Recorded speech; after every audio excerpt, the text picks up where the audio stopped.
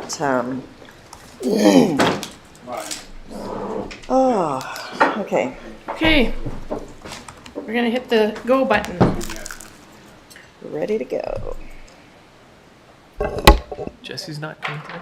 Okay, good morning, everybody. Jesse's And online. so it's Jesse and Kate. Friday, January 24th. This is round 3, 4.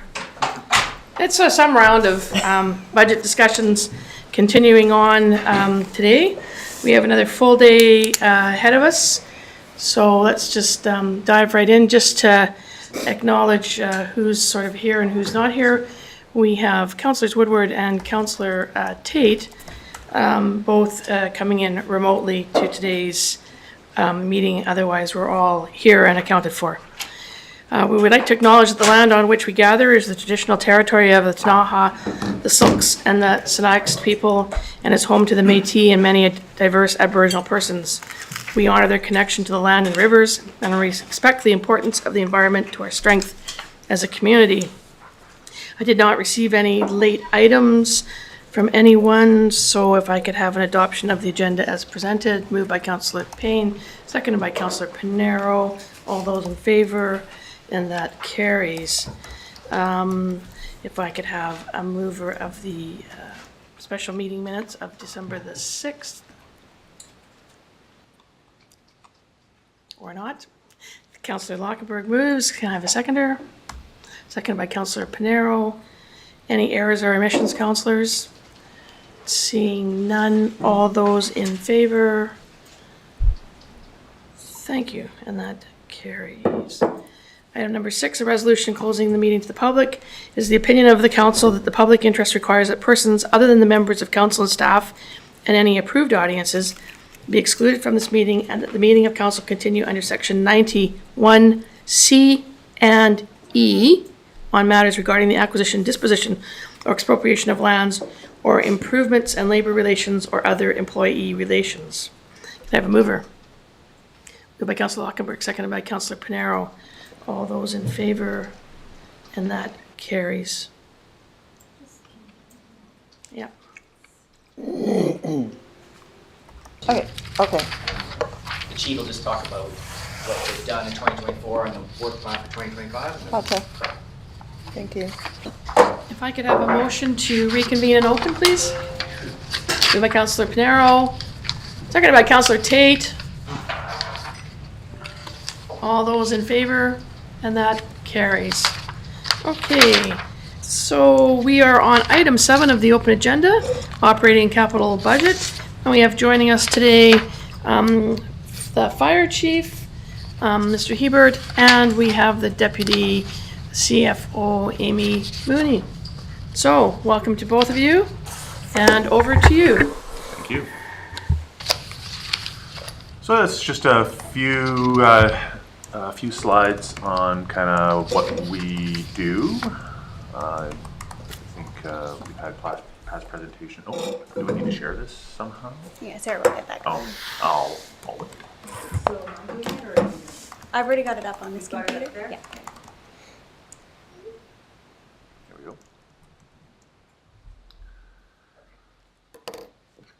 So obviously, fire department. So everybody expects that fire is part of that, and I do not disappoint. Structure fires, medical first responder calls. As we know, that's kind of a little bit of an uptick right now.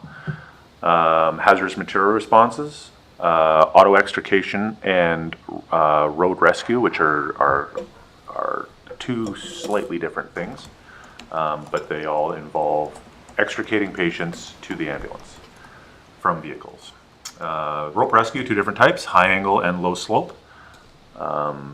Low slope is largely used during that auto extrication process and patient rescue, and high angle is usually most often used for in industry. It's sponsored by industry, doesn't come out of the city budget. It's all our training time and equipment is all stipends from industry.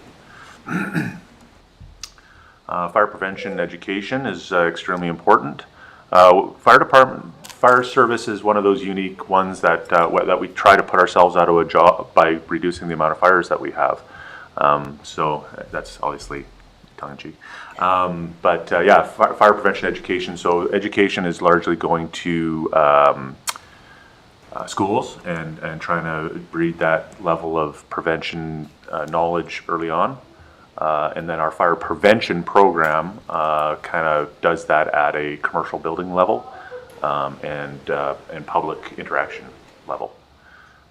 Commercial property inspections is a key part of our fire prevention program. We are mandated by the government to have a regular system of inspections.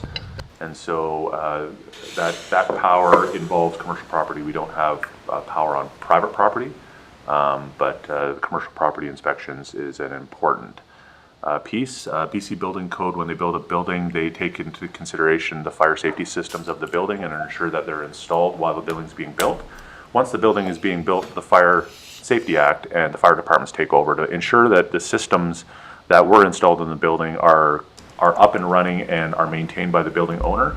And then when a building is upgraded or renovated or changed hands and it needs to go from one code to another, the two departments work together. Especially in development, we work together a lot on development issues in the city of Nelson. Jeff, do you want to talk about, I know, our experience with the Civic and getting tenants back in that building? You know, we had to develop a fire, what's it called? A fire? So that'll be regarding the construction? No, when we had tenants in there, so that, you know, they have their training or systems in place to get people out. That's right. So that would be the fire safety plan. And the fire safety plan covers all sorts of things so that anybody that works in that building should have been oriented with the fire safety plan. It'll have emergency contact numbers, policies and procedures on what happens in what event. And in that case, you know, evacuation procedures. Every commercial building is expected to have a fire safety plan. As you see, this building here has got fire wardens on each floor. That would be outlined in the fire safety plan. Fire safety, like for the North Shore Motel, that was a very extensive fire safety plan to look at those risks. And the fire prevention department works with those commercial occupancies to ensure that the fire safety plans are in place and are updated.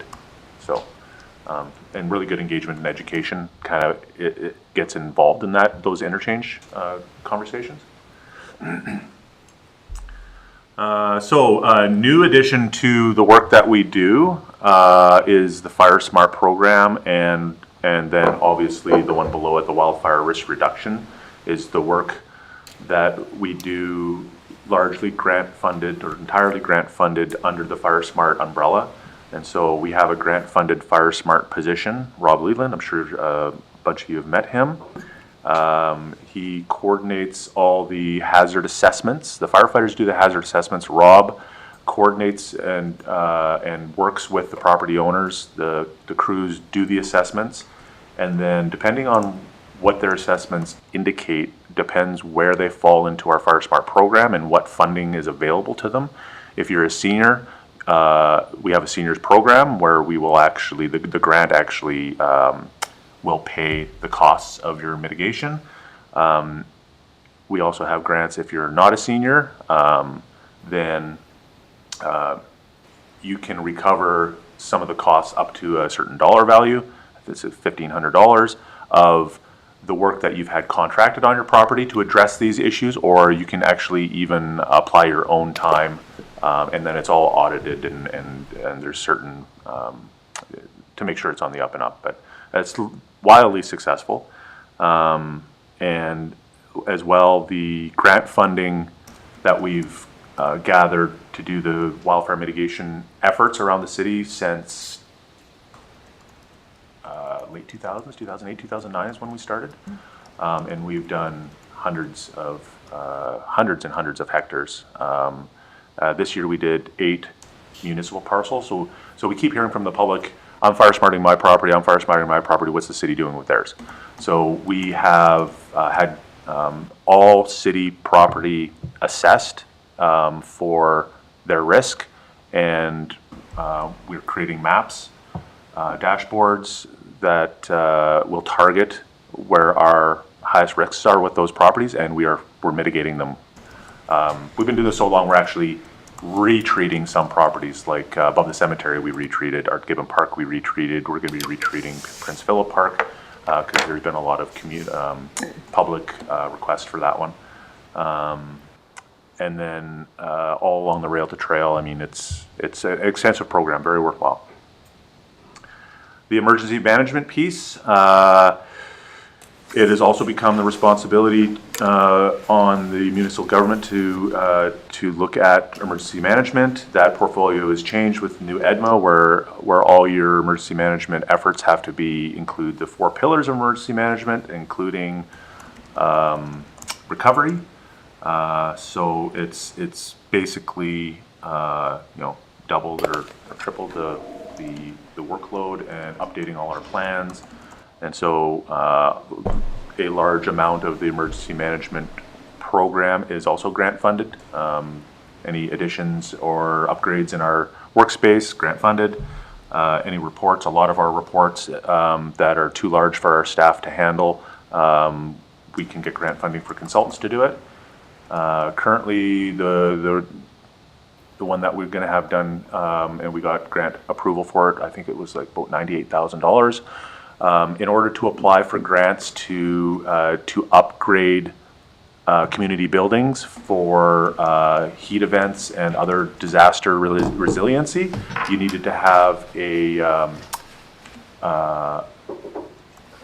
assessment done of the properties first. And so the first round is to get that assessment done and that plan. And then once that plan identifies the buildings that could receive upgrades, we can then request grant funding to upgrade these buildings to the new environmental, the emergency standards.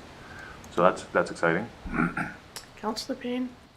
So does the city put the buildings on the list that we're suggesting need to be assessed for those services? That and so it's How do they figure out what those places yeah, are? and that'll be discussions with the consultant that does the Okay. project and Okay. and emergency management and other stakeholders that will be brought in on those fact-finding kind of days when the So project it's- kicks off. But it's just city buildings? I do not believe so. I think Yeah. it is open to community buildings. Okay, that's what I'm interested in, yeah. because there's some areas of the city that don't have easily accessible city buildings, but there may be other communities of faith Yeah. or things like I that. believe it So is they more would broad be- than just municipally owned buildings. I do believe that some community buildings will apply. So Great. once we go through Very- the process, very we'll kind good to hear. of drill Thank down on you. that.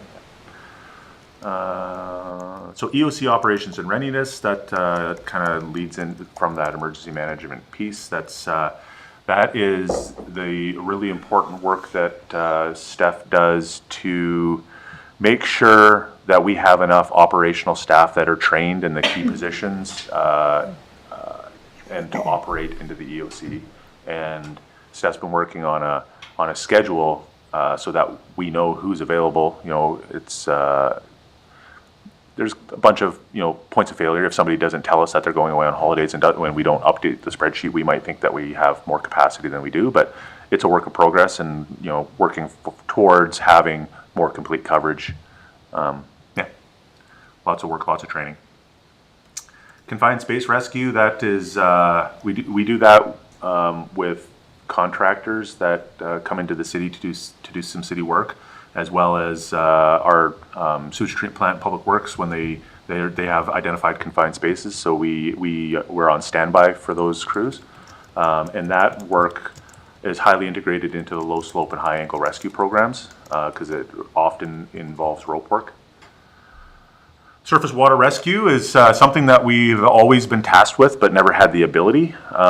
We were always responsible for water rescue out in front of the city of Nelson, and up until recently, we didn't really have a sufficient boat to do it. We do now. And it's funny, as soon as we got the boat, it's amazing how many surface water rescues we started attending because we had capacity, and I don't know what happened. I think that the waterfront just got busier and busier at the same time. It's amazing how busy the waterfront has gotten over the years. Development, policy, and regulatory review. So yes, part of the fire plan is to look at a lot of the policies and the regulations and what needs to be updated. The development piece I touched on earlier, that's really important work that we have these multi-department meetings when we're looking at these building proposals. And so all the tall buildings that are being, anything new, and we got another 100 and some odd unit building that's being proposed. So, having fire in there and looking at it from a fire lens, actually it was funny, the one we had yesterday, fire was talking the most, so maybe I should learn to shut up a little bit, but there was just a lot of issues with the property, so it's good to have those and we can get that stuff out on the table early on. And I'm probably rambling on, so that's the most, thanks. All right. So this year. Sorry, Councillor Lockenberg has a question. Oh, sorry. Just, I apologize because I had to be out of the meeting if you've already talked about this. The surface water rescue, what role does search and rescue play in that, and how do you coordinate?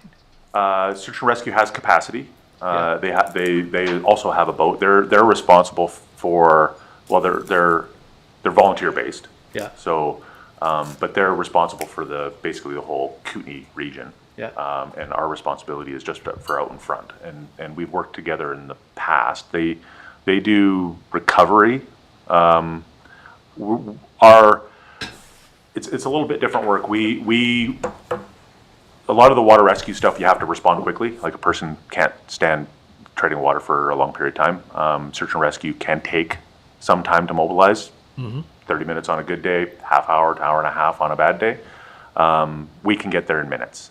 So for the area that's out in front of us, it's well supported with our boat. And then related question, do we ever charge for rescue?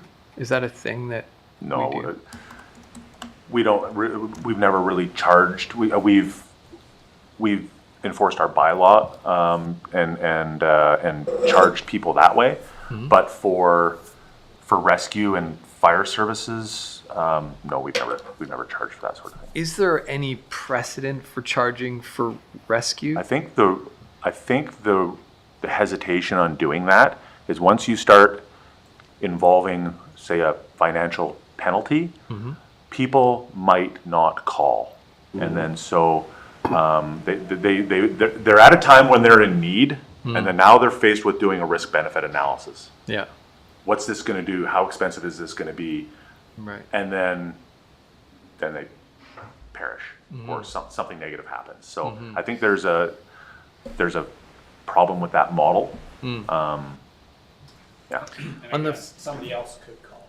Yeah. Yeah. Right.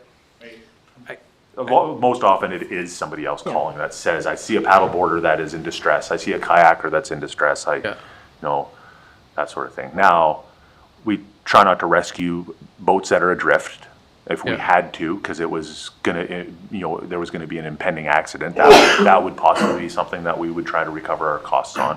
But as far as life safety stuff, billing people for life safety stuff is not really fire service model. Yeah. Okay. I don't think search and rescue bills, I mean, I'm just looking at Mr. Johnson, who has more experience in this area, but I know that when I think of all of the calls that happen, like in the North Shore Mountains, in the area that you're very familiar with around Whistler and such, that, there's calls regularly there, and I don't think that anybody gets billed. I mean, you always hear of, I got rescued and I happen to have very deep pockets and they've given a personal contribution to the local search and rescue or whatever, but I think that there is something that's kind of probably falls within the Good Samaritan Act there, that we don't charge for people to be in, when they're in distress for service, but. Yeah. I think there's a question around the right of rescue that we continue to need to revisit in terms of personal responsibility versus the choices we make put a lot of other people at risk. They cost the collective a lot, and so there has to be some consideration, I think, for that. And maybe it's, if you're not wearing a life jacket, you could get fined for not wearing a life jacket versus getting saved. Right? It's probably the infractions you're performing. Yeah. Okay. Thanks. 2024 accomplishments through the those municipally owned parcels. We did 13 plus hectares. Attempting to work on succession planning. That's something that will happen. I mean, unfortunately, my officer group is getting on in age, and so we're probably going to have to replace 4 of my 5 officers in the next 4 to 5 years. So it's going to be an interesting time. We went through the same growing pains when I got hired on. I think there was 4 people hired within 3 or 4 years. So we hired on 5 new paid on call firefighters, and then since then we've lost 4 of them. So, or four different ones, just due to people having kids and lives getting busy. So it's constantly working with those fire service related trends. And Chief, you spoke to the impact of COVID on your paid on calls. Absolutely, yeah. So because of COVID, and we had to lock down the fire department to make sure that we still had the ability to respond to calls and not get everybody ill. And the whole fire service did this, basically stopped in-person training, which we didn't have a good model for. It's hard to practice firefighter skills virtually. So we had to stop hiring auxiliaries, and we also had to stop training. And so it created a couple-year window where our ranks really got depleted. So we had to do a lot of hiring, and then with the training requirements through the Office of the Fire Commissioner, we're just starting to get our numbers built back up. Our numbers were good, but then due to just the way the paid on call environment is throughout the whole fire service, you just normally lose some, and largely due to people getting jobs somewhere else or family changes is what or changes in their employment. They got promoted. And now they don't have the time that they used to have to contribute to the community. We received a new engine, which was great. There were some growing pains with it, but we've got those all sorted out, and it's a really, really nice truck. And Use the dump truck icon, I think is what they made. oh yeah. Well. You could have maybe tried to get a fire engine there instead of a. Okay, well that So I can criticism imagine should be what pointed right back at Heather, okay? I can imagine what the difficulties were when you received the I new don't know fire why you engine, picked because that one. I'm not too sure how you're going to keep the water in the box. That's okay. Watching the streets as they They'll go. drive really fast. Yeah, we just drive in reverse. Yeah. And you go from above the property and you just lift up the dump truck and let the water They just pour. brake really hard. Yeah. Yes, that is funny. And then the last point there was these EOC technology enhancements. So through grant funding, we've just been constantly working on upgrading with dashboard. Our new EOC dashboard is just built. We're going to be trained on it here shortly. It's kind of like, feels right now, because we haven't been trained on it, feels like driving a right-hand drive vehicle. I mean, it just feels weird. But our training is happening here pretty quick, so hopefully that's going to be a useful tool. Just before we move on, I'm just interested in the 13 hectares of treated property. So the intersection of Observatory and the highway that you burnt? treated in conjunction with welfare services. So is that's city land then? How much does Modi own? of So the that highway? is MOTI. So yeah. Okay, it is. Yeah. Okay. And I'm not sure If that's included. if that's included in that one. I think that was about 2.5 hectares. Okay. But the Rosemont Loop part, that would be city land. When you're coming. I think No, it's all. we're talking about municipal boundaries Boundaries. as opposed to municipal Yeah. land. Oh, okay, Land so within municipal not- boundaries.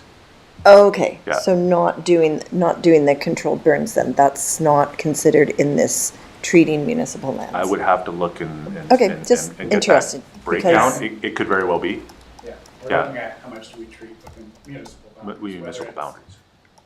Whether it's Whoever owned is- by someone else or not? Well, I think we can only do. Provincial government property, regional districts, or city of Nelson. Perfect, that's, thank you, And that's that what I might wanted even clarity on. include that might even include the 0.7 hectare right above Svoboda Road parking lot. So it might include that one. So, but no, 13 hectares is quite a bit of property, right? It is. That's a significant amount. And yeah, I'm just trying to understand what was included. Yeah. Sorry, go ahead.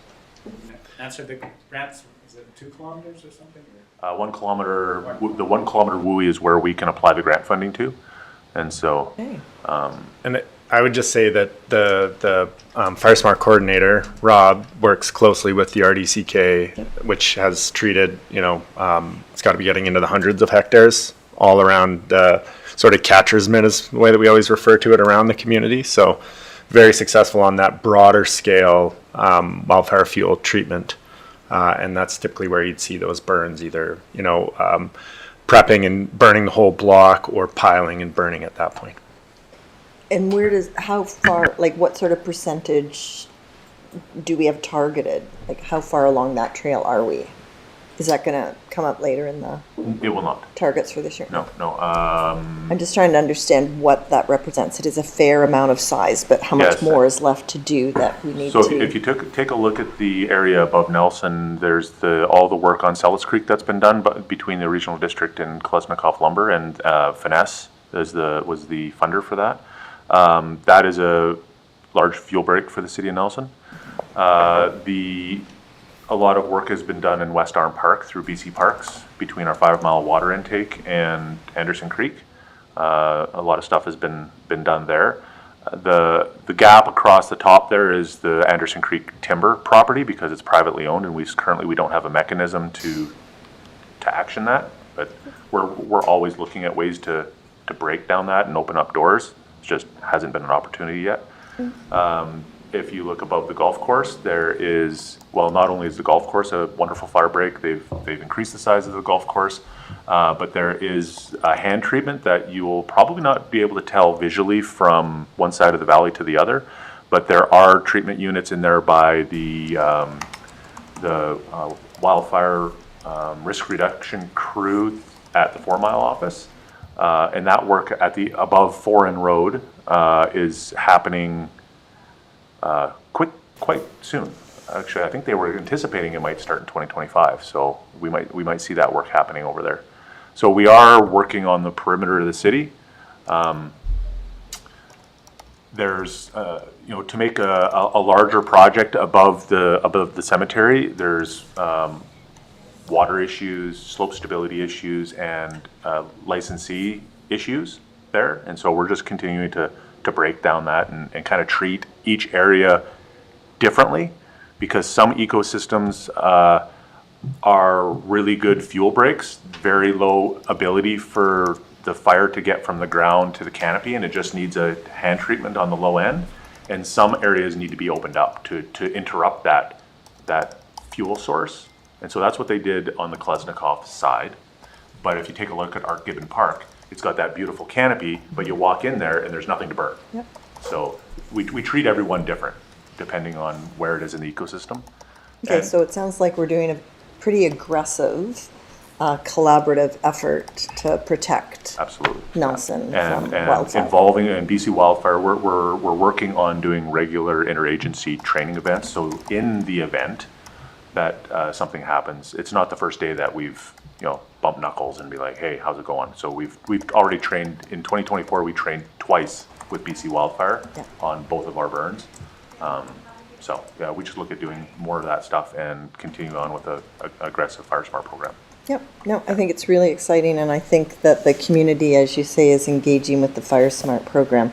My insurance company this year with our renewal, I don't know if anybody else, said they would send someone out to our property to help us. Yeah, intact. We had to say no, otherwise someone will be arriving, and we've already Fire Smarted and taken most of the actions, but, so I think it's really clear that the insurance industry is moving in a direction where that if you aren't doing that, it'll look differently when your bill comes, so. Intact put that letter out. It was a contract with a company in the States. They did mobilize and they did action properties in British Columbia and throughout the area.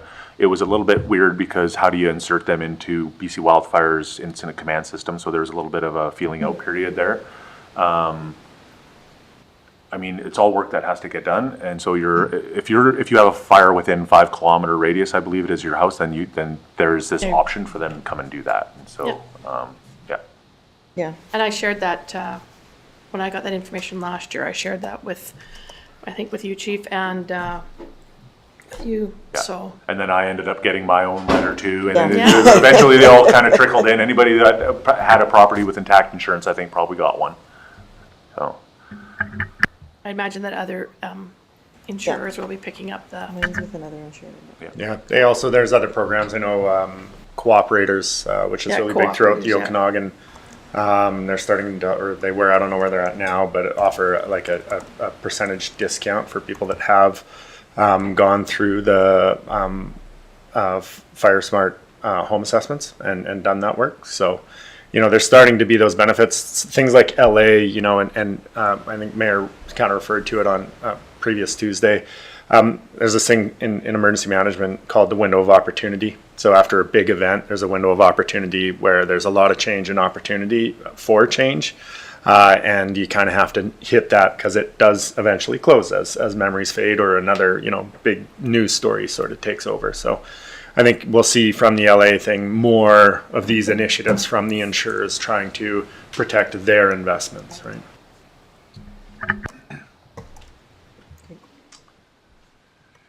All right, goals for 2025. Looking for a new fire hall location, obviously continued wildfire risk reduction, mitigation and education.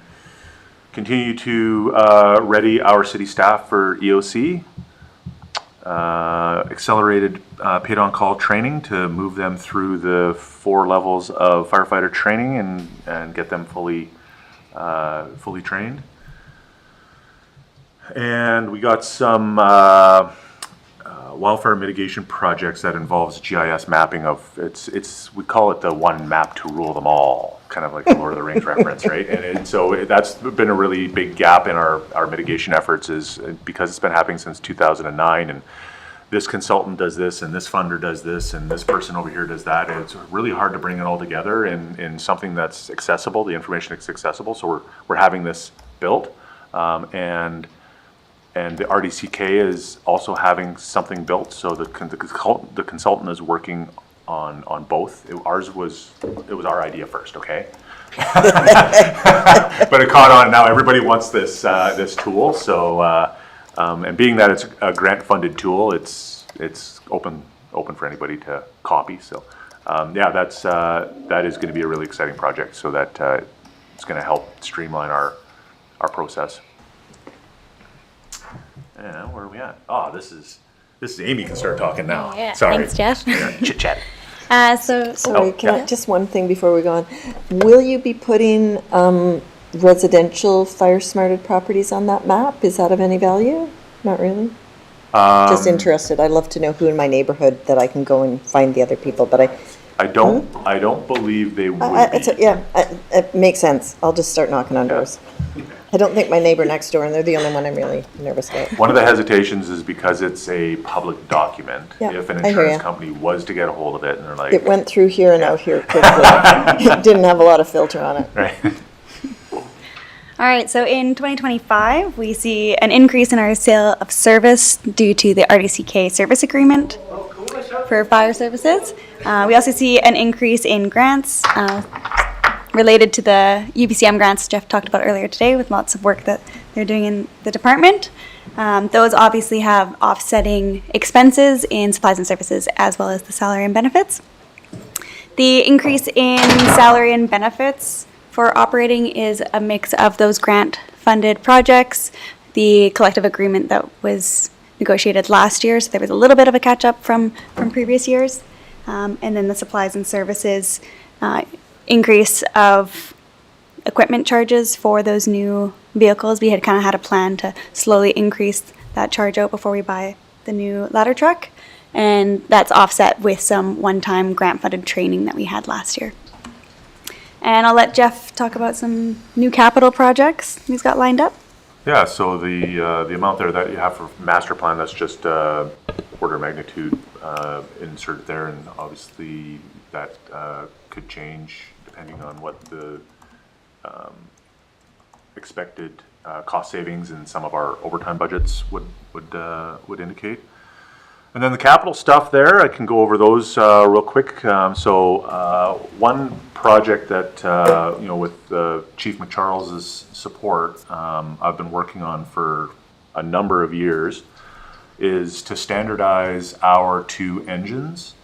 And so what that does is that makes them so that when a piece of equipment is out of service or out on another call, that when the firefighters come into the station, the engine that's in front of them is as close to as possible the engine that was they're used to operating. And so keeping everything in similar compartments, similar equipment, really, especially with paid on call people that aren't necessarily there on a regular basis checking trucks, to just trying to keep that simple. We were training with some of our extrication equipment, and we suffered a catastrophic failure on one of our airbags. No injuries, it just blew up. And when we investigated, because the bags don't have any information on them, when we investigated from the manufacturer, what's going on, they're like, well, those bags are expired. We're like, why isn't there an expiry date on your bags? And they're like, well, oops. So that air system has been in service on that truck before I was hired, and so that one there needs to be replaced. The other one was purchased under grant funding around a decade ago, and so the shelf life of a lot of this stuff is 10 years. So all the bags, regardless, will have to be replaced, and the only thing that we're kind of replacing preemptively is one of the regulators. So the regulator and the bags for the one kit and all the bags for the other kit have to be replaced anyways. So in order to keep them the same on each truck, we're proposing to buy 2 new systems so that we can still continue to operate. Any questions on that one? So that's the 30,897. That is, yes. Okay. Yeah. Sounds like a good idea. And the technology, I'm geeking out a little bit here. So the old airbags, when you inflated them, they would basically create a basketball, and you could only stack 2 on top of it. You could, so we put one on the floor, we inflated, I could not stand on it. It's like standing on a basketball. The new ones have this square technology, and we were able to stand, I have a picture, we were able to stand 3 of them on top of each other. I could stand on top of them and rock back and forth, and they were stable. Yeah, it's wild. Yeah, super safe. Yeah. I hope so. Yeah, I was standing on it. Don't stand on anything that's not super safe, Jeff. Yeah, so the new technology is great. So we're I was gonna say, did I just see the WCB rate increase? probably you're just seeing pictures of my feet. So that's the airbags, and if there's no follow-up questions on that, I can move on to the PFAS-free firefighting foam. So PFAS is in everything these days. So all your technical mountain gear, your technical clothing, anything that largely, I'm not going to say everything, a lot of fabrics that have durable water repellency, WR finishes, use a class of chemical named, they're called PFAS. They're classified as the forever chemical. And why they do their job so well is because they're very difficult to break down. So the water repellency on your clothes stays to that high level that everybody expects for a long reason, because it's this forever chemical that's very difficult to break down. Because we use firefighting foams on what's classified as a B fire, which is flammable liquids, you also need a product that is very difficult to break down and creates an impervious blanket, and that chemical can do that. The problem is that chemical is very carcinogenic, we've found, and so due to the fact that firefighters are at an increased risk for cancer, just due to the line of our work, the industry has developed these PFAS-free foams, and so there's a movement across the country to reduce or ban the use of these chemicals. So it is actually going to be coming down the pipe in years to come anyways. We always are using foam and we always go through foam, so eventually we would incur this cost anyways. We're just proposing that we work through our current brand of foam that has this chemical and transition. Once we get to a certain point where we don't have enough foam on the trucks to operate, we'll drain whatever's left, funnel it to a truck that's empty, and we'll start phasing our trucks in. And this would be the purchase price of the new foam that we're putting into the trucks as we work through it, if that's not too confusing. Councillor Payne? The only thing that's confusing for me is understanding that this is a capital expenditure. It sounds like an operating expense. Where am I missing the, For the foam? yes? Yeah, so normally we would only have to buy foam in smaller quantities. We would have to buy a larger quantity of this foam as a one-time purchase in order to kind of get us going on this program. And I think that's where it comes under the capital, because it's a larger than $5,000 one-time purchase.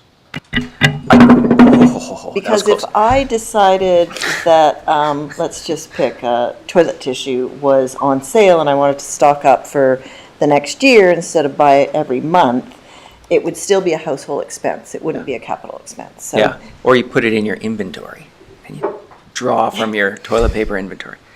So I You know, mean, when we it's just a small thing. I'm Yeah. just trying to make sure I understand where the numbers are coming from, why it's not going under expenses. I think you can keep it like a couple of different thoughts with capital. Like, yeah, capital means like these, Yeah, things that I Yeah. think, things that I would amortize. you amortize, totally. We also think of them as sort of these lumpy type expenditures where you might have a large outlay in one particular year and then, less in subsequent years. And the way we smooth that out is making consistent contributions to reserves. And then that way we can kind of flatten out the ebbs and flows of that type of expenditure. So In your financial statements. Yep.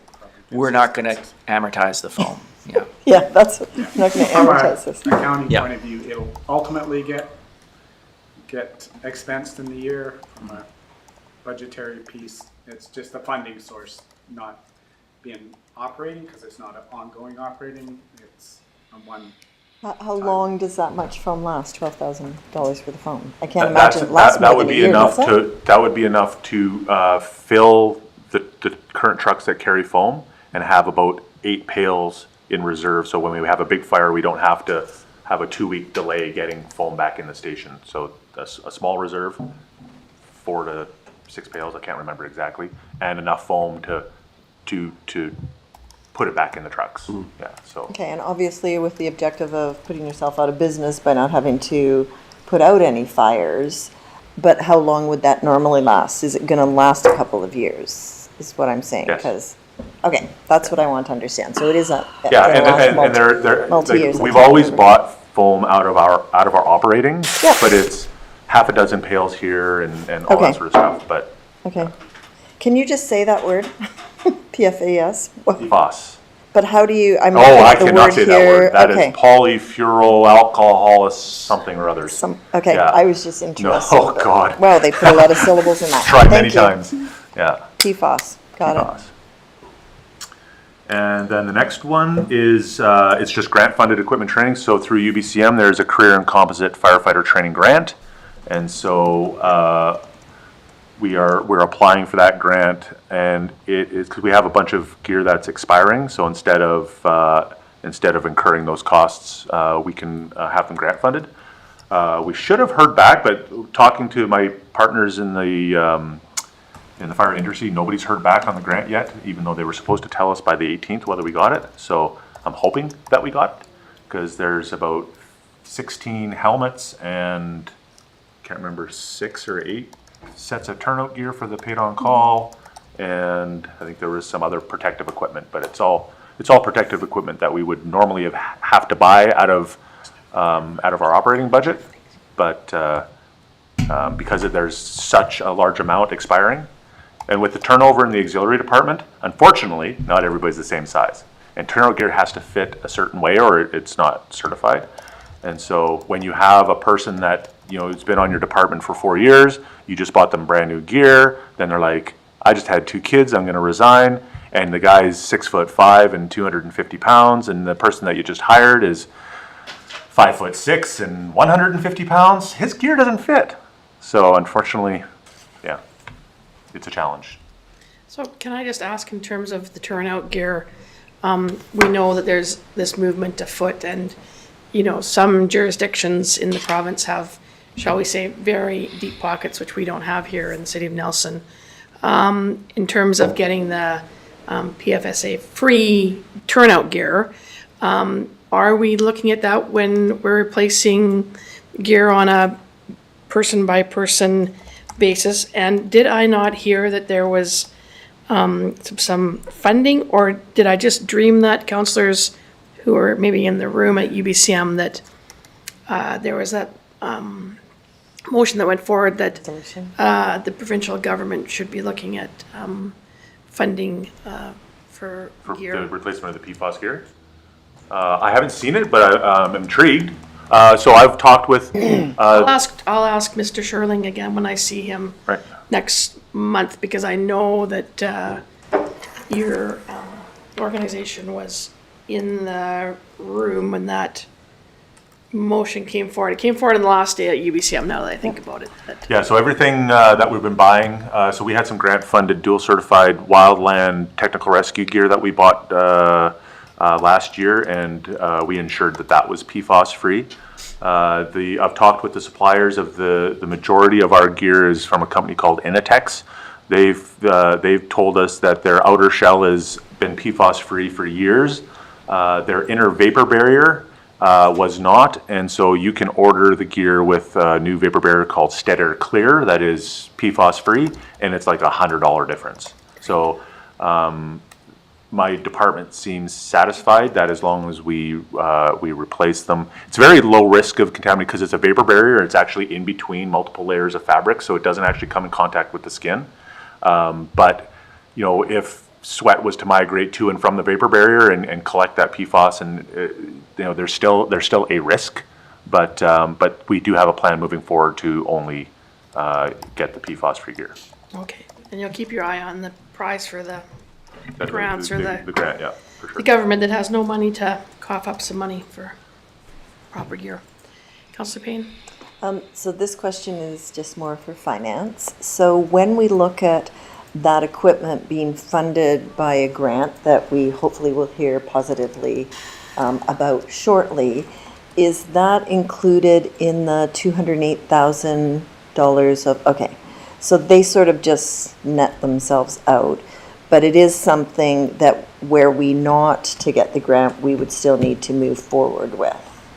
I would have to. I think that's what you got down here. I would have to relook at my equipment replacement plan Okay. and smooth that out. With the opportunity for the grant, there's some gear that would be replaced Above and beyond. next what- year or in 2 years that I'm going to take the opportunity to try and do now, so that we don't have to incur those costs. If we know those costs are going to be in 2 or 3 years and I have the ability to mitigate that now, I'm taking that opportunity.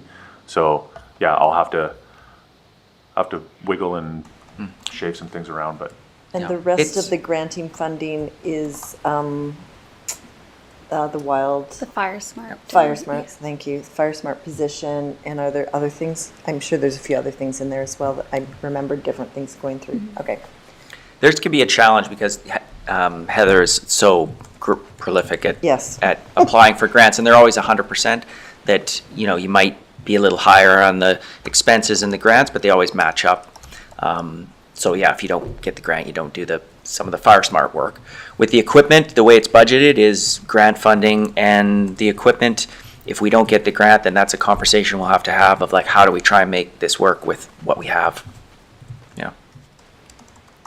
Just to follow up, I do remember when that position went in place that gave us the opportunity for Heather Slack to be doing more of the grant writing, and it seems we've been pretty successful with those. Do we have any statistics sort of showing us, or I just think it's an interesting piece that the public would appreciate, seeing what a difference it's made, having that position when it came in, and the, you know, the funding that's come as a result of that, and the benefit to both the department and the city as a result. Don't have anything in front of me, but it's something that, that I believe we're tracking. It's just, Yeah, I don't think it's critical, but I think it's good information. I love sharing the good news stories, and that's one of Yeah. them. Maybe when we can talk to Heather and she can prepare sort of, over the last 5 years, Yeah. where were we at and where we're at today, that'd be really interesting Yeah, information. even as percentage of budget or Yeah. something, a pie chart, it would be cool. Okay, thanks. is that it? That's it. Last slide. So I'm just going to ask those that are on the little black boxes on my screen, Councillor Tate or Councillor Woodward, do you have any questions for Amy or Jeff? And if not, we'll be winding up this session. Okay, looks like we got the 2 thumbs up from those. So councillors in the room, any further questions or concerns regarding what you've seen there? Okay. Well, then, thank you to the 2 of you. You can get out of the hot seats and cool off. Thank you very much. Do you need me to drive the trail for you? No. Yeah, and one more piece on that PFAS part is that when we do discharge that foam to put out a structure fire, it does end up in the environment. So there's that little crumb there that we want to reduce that, right? It just sounds bad. Yeah. Nobody wants that in our fishes. Nobody wants that. Or in our children's lungs. We've already got enough plastic in them. Sorry? We've already got enough plastic in the fishes. Hey Chris, what's the difference between that foam and the foam that we used before? Same thing, I honestly don't know. potentially. You mean cost-wise? I never used that. Chemical wise, I think he's asking. Toxicity. I I'm think guessing it it's- was the same thing. It Foam was is, the same foam is function. foam, probably. You know, the retardant that was used, it Yeah. has that, it's like the fertilizer agent that's in there, so I'm not sure, I don't think that's in the retardant, which is what we were much more in contact with than the foam. But yeah, as a rule, our crew never used the foam, it just made a mess of all the gear and everything. They were so. pushing it on us a lot. I was kind of wondering. Okay, Thanks. thank Hey, you. Chief. So next up, we have planning. So I'd like to welcome Natalie and Ken. And we still have Amy in a hot seat to give the budget after we hear about the 2024 summary and the 2025 work plans. So over to the planning department. So Natalie, I think you're taking the lead and Ken will be joining in as required. Exactly. And you got your blue buttons on? I got my blue button on. Yes, I have it on. Can you hear me? I apologize. I'm a bit under the weather. Yeah, just to start, on the screen is the development services team. That includes a planning technician, that's Jen. She helps out at the front counter as well as supports the planning and building team. We have 2 building officials, Mike and Bruce. On the planning side, we have Sarah, Val, and Ken as full-time planners, and then Alex is working as a contract planner part-time to help us meet our legislative requirements with the new provincial mandates that came out in November of 2023. That's his primary focus. And then Shannon McKinnon replaced Daryl Beck as our engineering technologist. Technically, she reports to Colin, but she's up in our office and is part of our team. So that's what makes up development services. In terms of our core services, I apologize, this is a little bit small, but I'd really break them down into 2 groups. One is permits, and then the other is long-term planning and implementation. So the bread and butter of our department is building permits, and that work includes the building officials, the planners, as well as other departments like engineering and public works. We also issue business licensing, and we process a number of different types of development applications, like rezoning applications, OCP amendments, development permits, road closures, subdivisions, temporary use permits, and some of those do come to council for approval. In terms of long-term planning and implementation, we also have a number of policy documents that we write and then also implement. Council just saw the draft OCP, so that would be something that we would do. Zoning bylaw, active transportation, short-term rental policies, sidewalk patios, off-street parking, just to name a few. And then those documents, some of them are legislative documents, and so we update them in accordance with the Local Government Act. In terms of our 2024 accomplishments, I've listed a few off there. It was quite a busy year. We completed our housing needs report. I think we might have been the first in the province to do a full housing needs report for the City of Nelson. That is a legislative document, and there's a number of things that need to be in that document, and that is completed. We also finished off our wayfinding in the downtown core, so I think most of that signage is up now. That was a long-standing project in our department that's now complete. As well, the Welcome to Nelson signs, the Indigenous artwork is also installed, and I think they look really great. I'm pretty sure everybody's seen them around. We also implemented the small-scale multi-unit housing required legislation changes, so that's mandated by the province. And requires that we updated our zoning to allow for 4 residential units per lot for most lots, and in some cases 3. And then we also had to update our regulations to comply with Bill 35 for short-term rental updates that the province mandated. This next project may have been talked about by other departments, but we also did the first phase of Lakeside Drive multi-use path, so a pathway has been installed. I'm sure most people have seen it now. The first phase was really infrastructure, repaving the road, putting in the curb and gutter, and the new multi-use path. And then the next phase will really be making it, nice beautification. We also finished off the draft official community plan that was presented to council, and we completed our second round of engagement for the OCP update. And lastly, but not least, is our building permit and development permit numbers. We had 183 building permits that we issued last year, so that's up by just 2, I think, from the previous year. And in terms of building permit value, it's just under $40 million in building permit value. That's up about $14 million from the previous year. And we issued 91 different types of permits, like I'd mentioned before, like sign permits, sidewalk patios, development permits, development variances, that sorts of thing in 2024. I'd say it was a pretty, big year for accomplishments, considering we lost 4 staff members during that time. And I think the whole organization pulled together to help us to, make sure that development kept moving forward and that these projects got completed. So. Can you just tell me the difference between when you use the word building permit and then a development permit? A development permit is not required for all projects. It's mostly required for multi-unit commercial industrial development. And it's generally not required for single-family homes, renovations, that sort of thing. The exception is we do require development permits for laneway houses.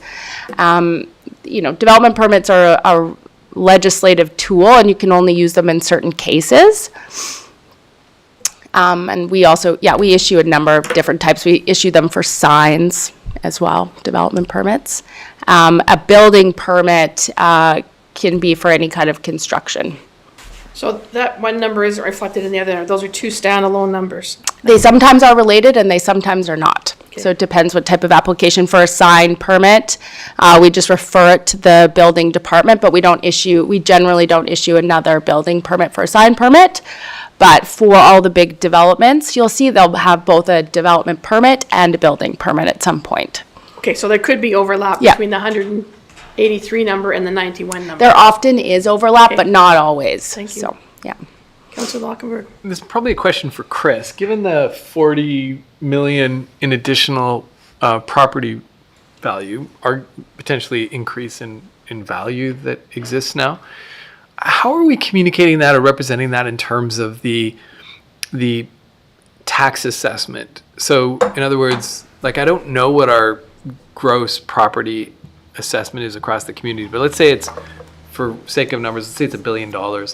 40 million represents a 4% increase in taxable assets. So does that, in our communication out to the public, is there a way of communicating the net? So 16% actually looks more like 12, if you see what I mean? Yeah, so and we talk about it sometimes as being that new construction that comes on from BC assessment. So for 2025, that's equates to about 150,000 property tax. So that's, if you have a home that existed in the same state as it was last year, yours just goes up by market value, but your neighbor has added something to their property, they pick up that additional property tax. So that's all combined across the city for 2025. That's $150,000 in additional revenue that we receive. That's already factored into your budget. You can sort of see a line there that says new construction or so that piece is in there. Assessment growth. Assessment growth, yeah. Right. But for sure, we can make a point of kind of communicating because of that. This is what you've seen. It's less than 1.5% tax increase because we've had this growth. Yeah. Okay. I'm just wondering if in our communication that we can somehow communicate it more effectively so that the top line doesn't look so intimidating. So I know we do this based on assessment, but if you haven't done any work to your house, if your assessment, we do communicate that, but I don't know if we. Yeah, we talk about, the average home increasing by, say, I think it was 2% in 2025. That average home is, you didn't do anything to it. That's just market. That's just, due to market growth, right? But we can certainly do a better job when we communicate out about this budget of saying, this is how much of a overall tax reduction there is because of that growth, because of the new construction, the new revenue that comes in from those additional assessments. Yeah, part of my motivation here is that with the Halo project, I've heard from many people talk about that it's going to increase their tax rate. Because of this, they're going to pay more in taxes. And so that just tells me we're not doing a great job in communicating how assessments and taxation works. So I think I'm just looking for any opportunities to communicate that better. Yeah. No, I think that's a good point. People, for whatever reason, how many times you tell them that they always go to my assessment went up, so my taxes are going up 10% or whatever, and that is not how the system works at all. And I think one of the graphs that Amy and Chris show is, that, the, what do we call it, the rate of tax per thousand. On that graph, you can see how it's gone down significantly from, 2000, when as assessments rose, our tax rate keeps going down and down. So that what you pay per thousand is a fraction. Well, it is a fraction. Anything's a fraction, but is half or less of what you paid when I started in 2000. That's a really powerful. Sorry to belabor this, Mayor, but I feel like it's kind of a crucial thing as a part of this whole conversation. But if we communicate out as our sort of top line headline is that your tax rate per thousand of value is going down. In some ways, that's just as important and meaningful to people as their, what they're going to pay. Because if their wealth has increased, that's something we lose sight of as you just look at the tax burden. If you see what I mean, I think that's that might be a good graphic to show on a information piece to put out, right? Here's what's happened to assessed values over the past 10 years. Here's what's happened to the tax rate of the past 10 relative years. to those assessed values. Like that. Yeah. The tax rate or the mill rate? You're talking Mill about? rate. Yeah. Okay. Because when people hear tax rate, they hear the 10 point whatever percent or whatever. Where's the mill rate? That's the tax increase. But yes. It's not the tax rate.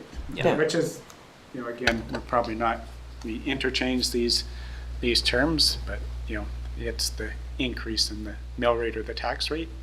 When you ultimately pass a bylaw, it says, the tax rate, it's called the tax rate bylaw, is X, and that rate, yeah, it's significantly lower today than 20 years ago for sure. Yeah, I would love people to, when they get this message goes out, this budget goes out, for them to hear at least 2 key headlines, if not the one, but definitely one of those headlines should be your mill rate, or the amount of tax you're paying per Described in a $1,000 way that value makes sense, yeah. is going down. Last year, Chris, you'd had very much an average home. Yes. And that impact. I think that's how you communicate that specific, the average home, and its absolute impact in terms of dollars is where you bring all of that together, right? Because you could talk about this one going, this piece of math going this way and this piece of math going that way, and ask people to put the two together in their heads, but the average home in Nelson being $725,000 Average now being a tax bill of 1,500 or whatever average it is. might not be as clear to people. Median might mean or whatever. be better. Use a median. Median's better. They say median, Yeah. yeah. And just even that 1,000, like whatever your assessment is, because you don't know necessarily at the time. Like I don't actually know what my current assessment is on my house. Yep. But if I I not, knew, it came out on January the 1st. I was just gonna say, I know exactly what I mine. know exactly what mine is. How dare you? but and maybe, The mail- maybe I'm unusual. Mail Mail still probably lost just me. Pick up your delivered it mail. last Did you week. get mail? Yeah. I don't check mail. I Yeah, went there you right go. on the There you go. right on There's the website. But what I would know, and it doesn't matter what my assessment is, but if you told me what for every $1,000 of that my house is worth, it's actually, I'm going to pay less per 1,000. It doesn't, I don't have to know the assessed value of my house. I'd be like, oh, that's great. It's going down. Something's going down. That's good This year news. may not be a good example, unfortunately. Well, do a longer This year history. might not be a good example. Yeah. Yeah, we had. But at least if it's flat, or if it's only going up by 1%. Yeah, this year the market growth in Nelson was pretty minimal, just 2% or just under. So Yeah. Yeah. Okay. Not Slocan. guys. Not trail. Yeah. We're still here. oh yeah. Not trail. Okay, okay. Keep going? Yeah. Okay. Nobody in the little black boxes has poked their head up, so you're good. Okay. In terms of our goals for 2025, we would like to adopt the official community plan. We're hoping to do that in the spring of this year. But at the very least, we are required to adopt it by the end of this year because that's a part of the provincial mandates. We would like to reboot the Rosemont Bike Group project now that we are staffed up and we have bodies to be able to do that work. So that's part of our work plan for 2025. As I mentioned before, we are hoping to finish the multi-use path, and I think that a lot of what's needed is already kind of in the works. We've ordered plants and street lights and that sort of thing. So I think it's well underway to get completed this year. We're hoping to finish off detailed hazard mapping for Anderson Creek. We got grant money from UBCM to do that work, and that report should be finished in the spring of this year. Something else we had told council we would work on is being ahead of the provincial step code mandates, and we had said in 2025 we would look at what options there would be to make sure that we're ahead of the province. So we'll be looking at that and bringing an update back to council at some point this year. Our building official, Mike, will be kind of leading that project. So more to come on that one. And I put a placeholder in here, hoping that we do get the housing accelerator funding. That will be a big project for us. And will take up a lot of staff time, so we'll have to kind of relook at our projects if we do get that funding, but it is $4 million. And so, we did want to talk about it here. And last we heard, it's still possible that we could get awarded that money. We could potentially be successful in getting it. Not mentioned here, we do have some other plans to work on affordable housing, which would be updating our affordable housing policy, which we've talked to council before about. hopefully developing a land disposal strategy, and potentially looking at amenity cost charges, which are a new provincial tool that we could use, and we have grant money to look at that. Councillor Payne? I'm just interested if the announcement this week about how the province is going to be regulating the short-term rentals, how that will affect that they'll have the province-wide registry that will that affect how Nelson does it, who had a system before? Will that make our system redundant? Hopefully. Yeah, hopefully. So we're going to wait and see how the provincial Details of that. registry works. Okay. Yeah. It would be great if we could just rely on the registry rather than doing our own compliance. So we'll just wait to see when it gets rolled out, how it'll work. And if there is redundancies, then, we might be looking at reducing our staff workload on that, which would be really nice. Valerie already has it on her work plan she's part of those groups, and we'll be looking at it. Would that have it won't have a reduction for us they need a business license to run the Airbnb, do they? So that would still be part of the work that they would do with us. It's just that the province would do all compliance and enforcement. Yeah, I don't know if it'll work to do all of our enforcement or compliance, but hopefully it does lighten the burden for the city's perspective. Okay, so great. I think it'll and it might take a while for them to roll out For sure. It's taken this long to get it this far. And just to see that it works and make sure that it's kind of covering all the things that we need to look at. But that feels like a positive thing to your department, does it? It absolutely would be a positive thing. Great, thank you. Yep. Thanks. So I'm just going to provide an overview of Sorry, I had a question. Yep. Sorry, Kate, didn't see you pop on there. Go ahead. No problem. Thanks for going back. It looks like with these green squares that there is quite a bit of overlap possibly between the planning department and the climate department, and I was curious if there's any way to distribute some of that work, because I know you only have the three of you plus Alex, or 3 plus you plus Alex, Natalie, and I was curious if there's a way to distribute some of that work. Does it all have to be within the plan? Not like the legislative things need to be within the planning department, but are there other components that we could distribute within our current city staff so that some of those pieces that are climate related could move forward? Yeah, absolutely. I know with the step code advancements, we're including Emily on, as part of that work, and hopefully she'll be part of our project team on it. It may take more than just one person because to work on it, but I am hoping the climate team can participate in that work. Can't think of anything the climate team has already offered to help support us wherever necessary, which might be grant writing, so that we're not doubling up, but that we're using them as a resource, and that they said that they could help with engagement. So yeah, absolutely. Yeah, for sure we could. And we are coordinating and working with them to make sure that we're working as efficiently as possible on these projects, given our staff resources. That was a thumbs up. Okay. Yeah, I can't see. I saw it. I'm used to it. I'm getting better at the hand signals. It's been 2 years. I'm not new, but I'm getting used to the hand signals. There you go. Back to you guys. Okay, so I'm here just to provide an overview of various different development projects that are either currently in the works or going to be coming forward before council in the next year, we're hoping. So on the projects that are currently in the works, we have 920 Lakeside Drive, 57-unit mixed-use building, market housing development.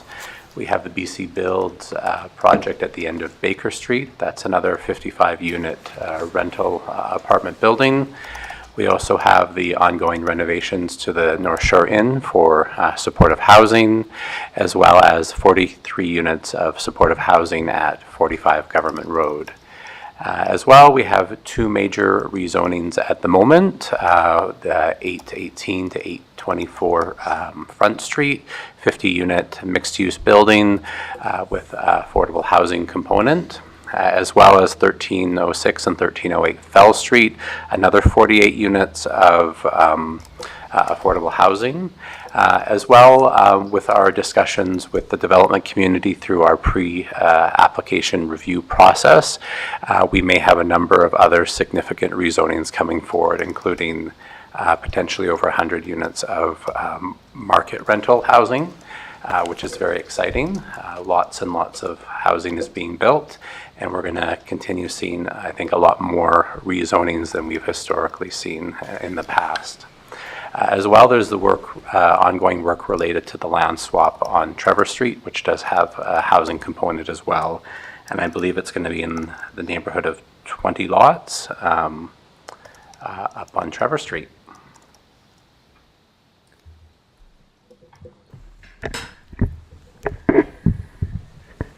So that brings us to the budget slide. So for total associated revenue included in other service fees, you've got some subdivision fees and small document fees. Licensing fees and fines relate to business licenses, building permits, and zoning fees. We see a small increase in rentals. Those are just our patio or sidewalk rentals for the patios during the summertime.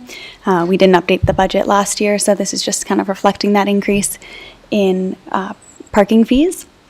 In the grants, this number might change just slightly as we finish our year end in the finance department. So these grants consist of the Steep Creeks and the OCP grants that we received. So we'll see that number come down as we recognize what we used last year. However, it is matching expenses, so there won't be a taxation impact in that change. The salary and benefits, typical increase for the year. And then we see a slight decrease in supplies and services just due to one-time expenses that won't be needed in the 2025. And then, as Natalie mentioned, one of their significant capital projects is the active transportation, so rebooting of the bike lanes.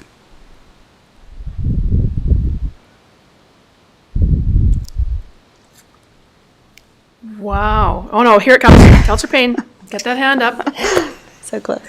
So if you're rebooting Rosemont, is that what the $100,000 for, is to go back and just sort of update the assessment, the community input and all of that information? Or so we won't actually see any sort of shovels in the ground in 2025? I'm not sure we haven't totally formulated exactly what we're going to do, and we hope to come back to council with what we're recommending for the next phase of that project. But the 100, what we were asking for was ongoing funding for active transportation. That could be used for updating the plan, studies, detailed design, or rapid implementation. So it could be used for any of those things. And then we were asking for matching funding in the following years, assuming we would be applying for the BC Active Transportation Grant, which gives out $500,000. So it's a great opportunity to leverage funding. So it's to be determined, but more information will be coming to council shortly with some options. Very excited to see it.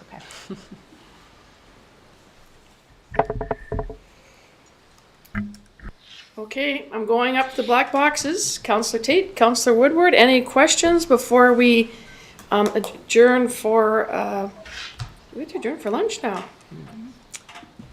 You're good? You're good? Okay, councillors in the room, any further questions on the planning? I think that we probably don't have a lot of questions for you, is because we do hear from the planning department.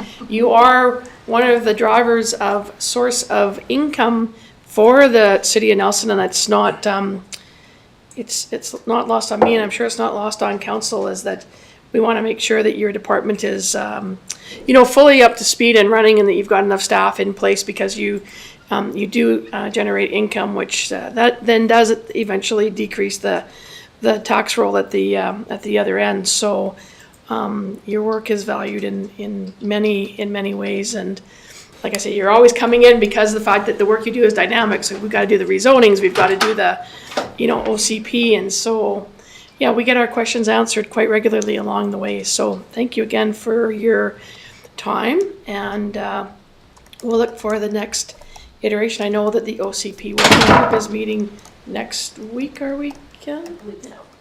Next Yeah. Monday. Week from Monday. So that's upcoming, and we'll continue along with the OCP, and I think we're gonna have a strong OCP that will lead us through the next 5 to 25 years as we do that long-range forecasting within the program. So anyways, thank you for your time today. If I could have a motion, councillors, to recess for lunch. Moved by Councillor Payne, seconded by Councillor Woodward. And we'll all be back at 1 o'clock. So we get some time to stretch. Yes, Councillor Woodward. Oh, you're not coming back. I have a family obligation this afternoon. Right.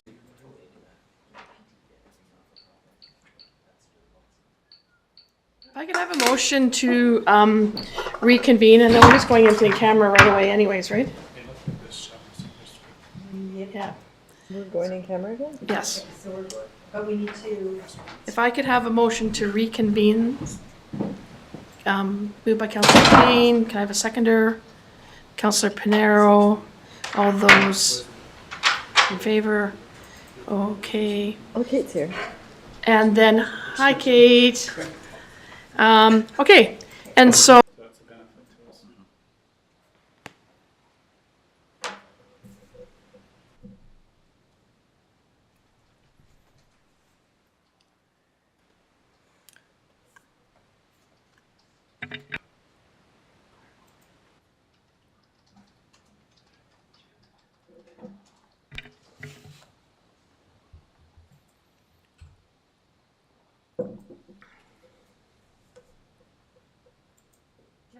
Okay, so thank you and welcome back to the open meeting.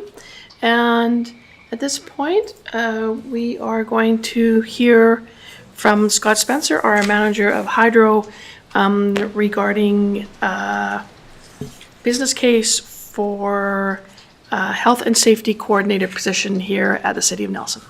So yeah, and I could just provide a brief summary of the background on this. So, Scott Spencer, Nelson Hydro was interested in sort of the impacts of, health and safety, not just for Nelson Hydro, but across the whole organization. So he went ahead and prepared this business case, kind of looking at a number of different factors, looking at like what our current status quo is of paying those experience premiums, but also recognizing that there's certain work that needs to be done to improve our health and safety program.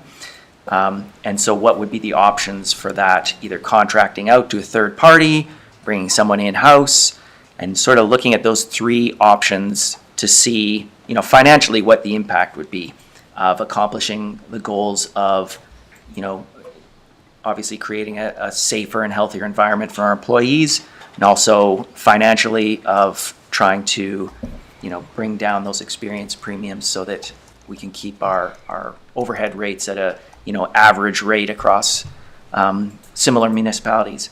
So I provided a report to everybody last night, and, if you got a chance to read it, great. That's maybe the executive summary piece, but then we thought maybe Scott could come in as well and answer any questions you might have or give a bit more thought to his analysis. He did prepare a schedule at the very end of that as well, where he outlined, what a health and safety program that Nelson Hydro designed would look like, and not having the current staff to be able to do that work. This would either need to be contracted out, or if we were to bring someone in-house, of course, that would all fall underneath the salary of that individual to be able to do that. In the budget, we had one of the budget request forms there was for health and safety coordinator. That role initially would be primarily focused on the utilities, so we would focus that budget on the water, sewer, and hydro budgets for the first year. So that's why the operating impact is lower than what it would be for a full position. And, we're not discussing funding options yet, but, one thought we had is that another area where you could fund this initially with surplus while you're waiting for your WorkSafe savings to catch up? So, as you realize that savings, you can back off the surplus funding and kind of smooth that out over the next 3 years. Because as we've explained before and is in the report, that experience rating is based on the last 3 years of experience. So it actually will take, 2-3 years for us to, in a perfect scenario, bring that down to 0. Hopefully that kind of explains things a little bit, but. Councillor Lochner. So am I to understand correctly that the potential savings in terms of WorkSafe premiums comes from the fact that we have this role, or from our theory that this role will lead to reduced incidents? Yes. But it could not. Like, the incidents Yep. might just be the nature of it, and then this is essentially. And this is one of these things where you actually have pretty good metrics to see, like, how are we doing with this role? You bring somebody in, their role is to design a program. We can take a look at that and see, like, how effective are we? Some things are going to be beyond your control, but we know that without doing anything, the trend is that those premiums are increasing. Bringing someone into that role, now, we at least have a plan to try and bring those down. Could we not, or maybe you've considered this, should we not try a consultant first?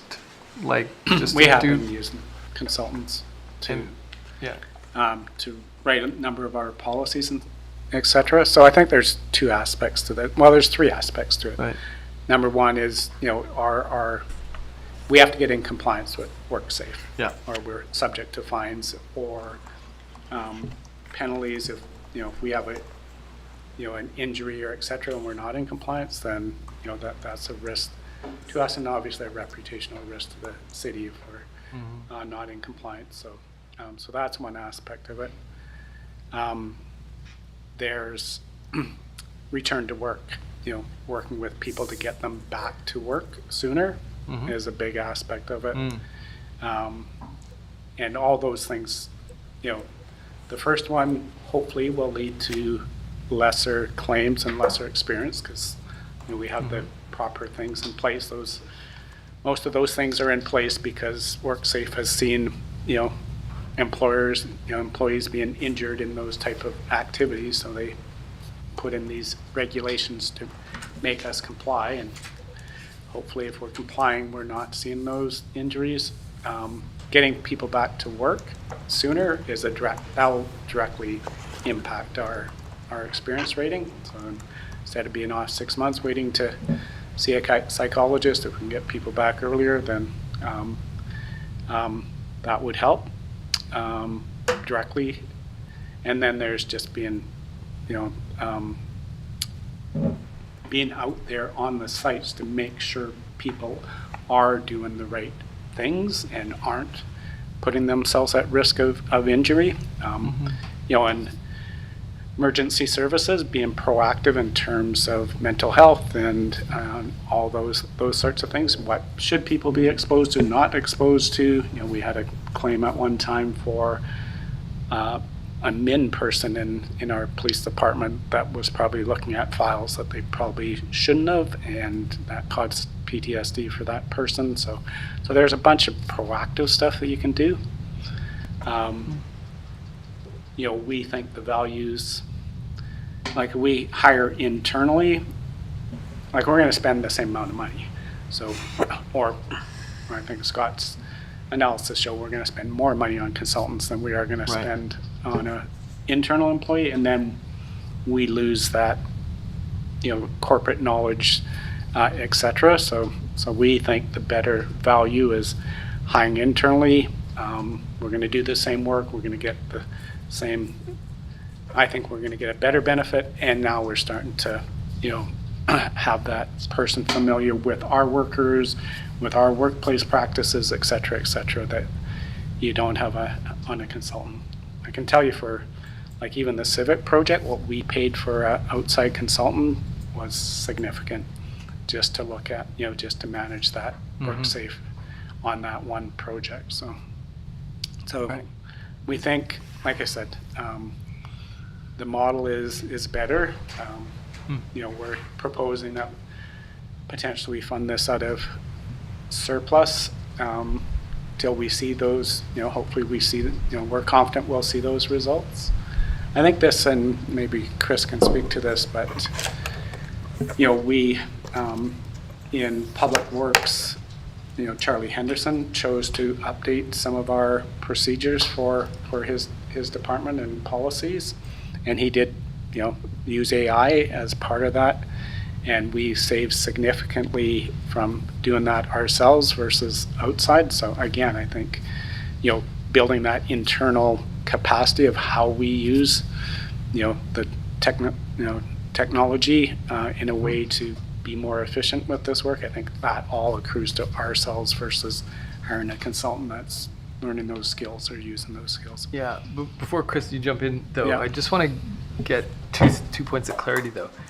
The first is, speaking about the use of AI, like I'm still yet to see what the productivity gains, how those productivity gains from use of AI translate into,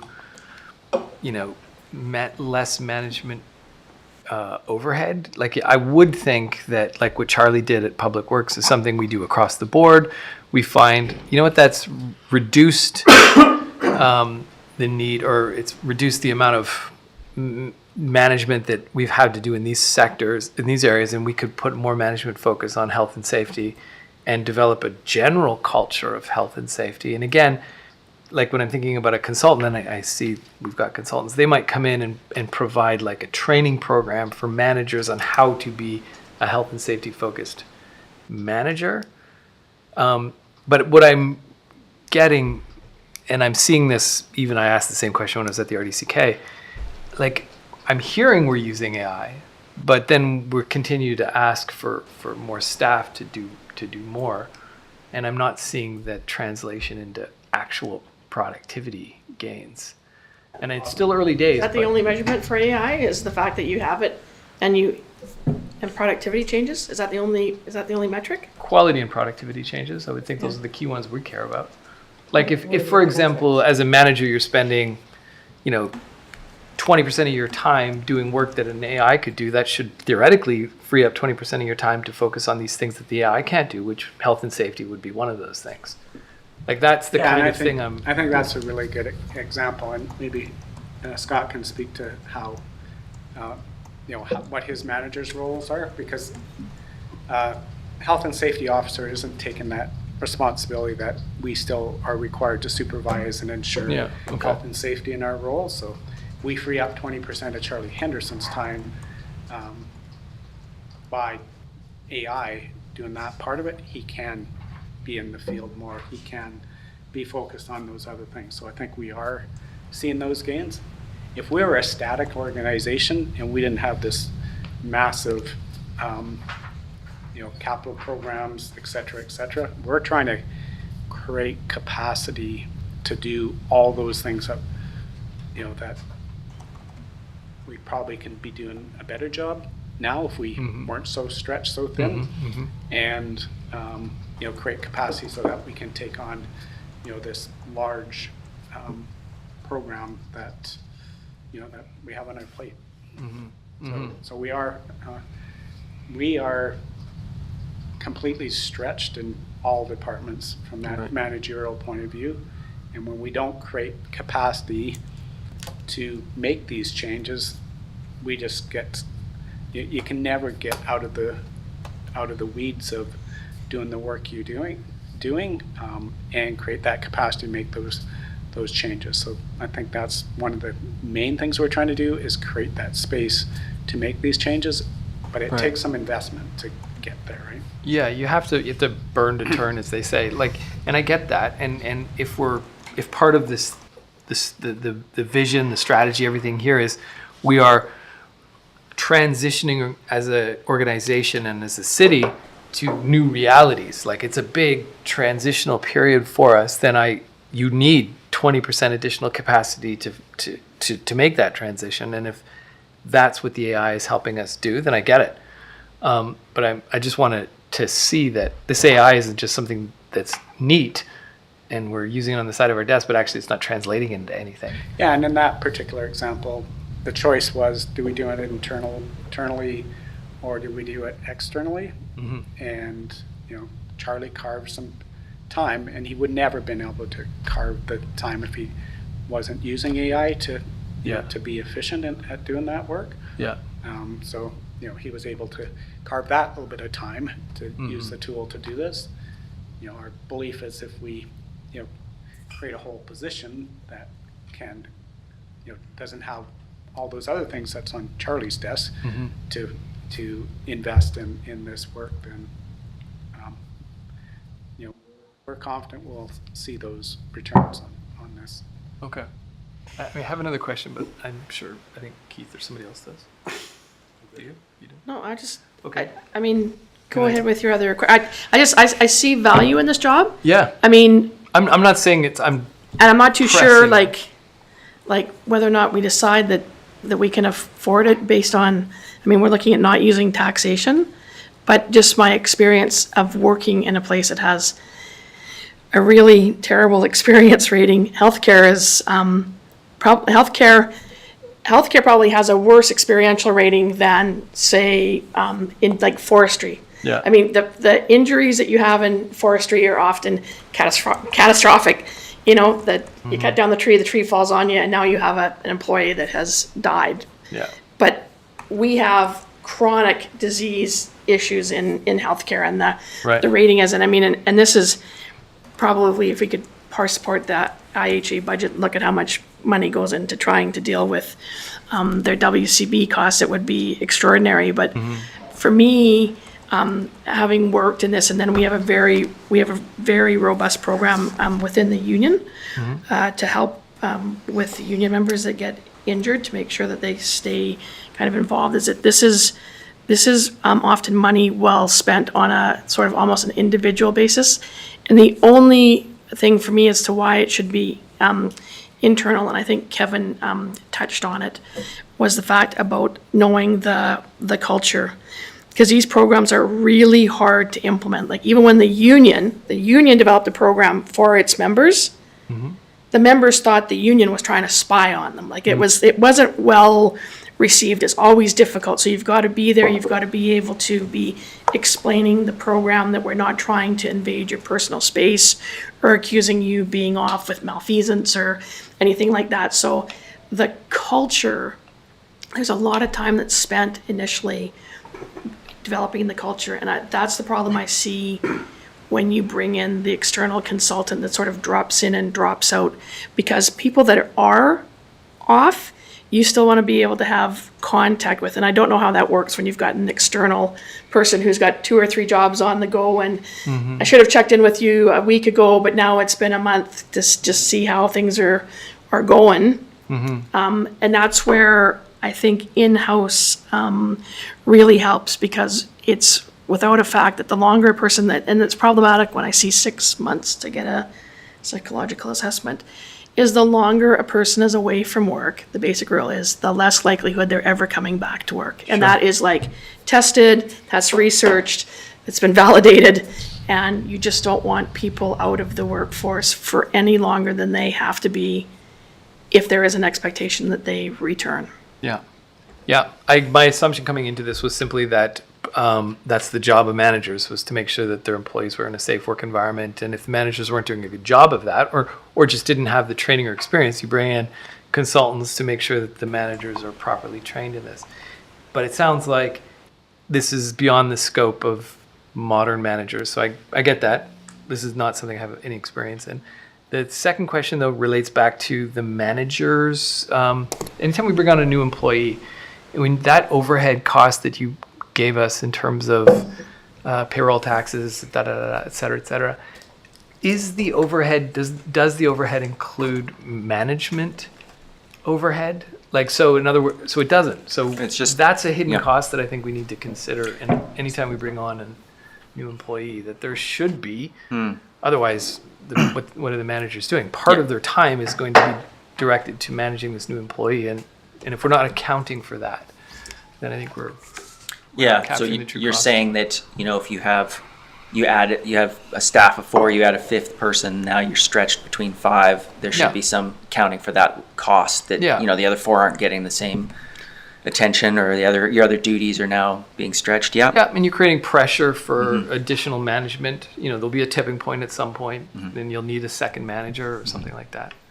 What we account for is the actual out-of-pocket costs, so that's in your overhead rate. There's intangibles for sure. There's maybe efficiencies that can be gained by having another staff member as well, right?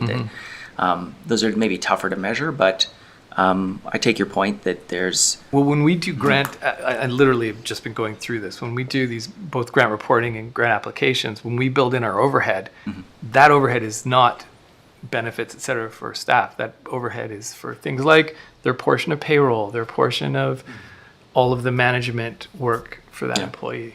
We do that on a departmental level, and Okay. you know how much this, you know, payroll and finance and HR and all of that. And we'd also but not build on that. an individual level.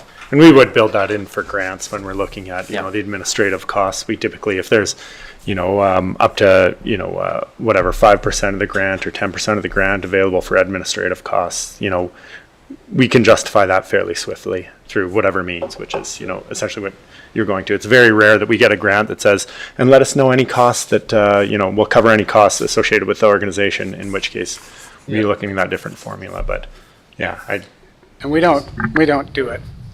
You know, we could definitely do a better job of that. Like police, for example, you know, we don't charge them for their IT time, their payroll time, their HR time, all those things that the city's providing. You know, that's captured in the HR department, that's captured in the IT department. So really, some of the departments really don't show their true cost.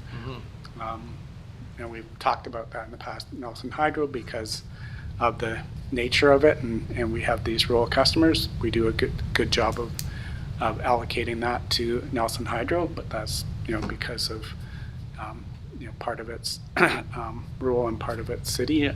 Our Water, sewer, hydro, transit. We do a good job of ensuring that it captures the whole cost of all of that management oversight, and we're not just talking about the drivers of the buses, but management and payroll and HR and IT and all of that is reflected in there. But yeah, I mean, you can move numbers around to death and start to, you know, when you start charging out how much of HR is for finance, and then finance is providing, you know, support to HR, and then it can just get a little bit confusing. So I get that, but if we're doing these, if we're evaluating a new role, I mean, this is the one moment we have to consider the full cost, and it's not just that narrow salary plus benefits, it's the whole cost to the organization. Well, I would say our belief in this time, it actually would work the opposite way. It would actually free time from all our managers by, I'd say we're investing in outside consultants, and we're using our own staff to focus on OH&S that this would relieve. So it should be an overall gaining productivity, hopefully, not a reduction in cost, because we're not going to reduce the hours of managers because of this role. What we're hoping is they should be more effective. They should be more effective and more productive. And you know, anytime you bring on a consultant, there's staff time that's required in order to manage that consultant, to meet with them, to, you know, provide information, to receive information, and you know, we normally don't cost that into it as far as like, here's what the request is, or the RFP for the consulting work plus our own staff time. Like, we have staff, and that's their job, is to manage that. So Okay, I have a question from Councillor Tate. I'm just going to go to Councillor Tate because she's had her hand up there for a bit. Hi, thanks so much. Thanks for this very thorough report, Scott. I have a curiosity just around the surcharges and such. Riffing off of Councillor Lochtenberg, we realize that we're assuming that we're preventing accidents, which is great. That's the whole purpose of it. To be honest, I find it a little absurd that we don't have a health and safety officer in an organization this big. So I'm glad we're looking at it now. My question is, with regards to the WCB surcharge, is it instantly realized year to year, or is it an average? How does that work? Because, just go. Yeah, I can speak to that, and thank you, Councillor Tate. I've had the fortune to work in a number of different industries, both public and private, and yes, health and safety coordinators are by far the standard, because organizations realize that there is value to having that, both financial as well as as well as, productivity and all the other unmeasurables. So with the WorkSafe BC charges, so they have an experience surcharge that's applied, and it is based on the 3 previous years of accident reports and claims. And the actual calculation of that, I don't have the details. I don't think they even share that per se, but it is consistent across, WorkSafe BC. They're looking at number of claims, value of claims, severity of injuries, things like that, and they're coming up with a surcharge relative to your peers. So when they're looking at the city, they're looking at other municipal, organizations, and that's how they do that to define sort of the premium, the WorkSafe BC premium, and then on top of that, if you're above sort of or have a worse record in safety, then they're going to add that surcharge to that. And unfortunately, it is a 3-year average, so it takes 3 years of effort in order to bring your surcharge down. So you might see a little bit after 1 year of focused effort on your safety program that starts to make a difference and reduce your claims. But it's not until the full 3 years are passed that you're actually going to realize the full benefit of that, because in the instance of the city of Nelson this year, our premiums for 2025 are based on the 2021, 2022, and 2023 years that are completed.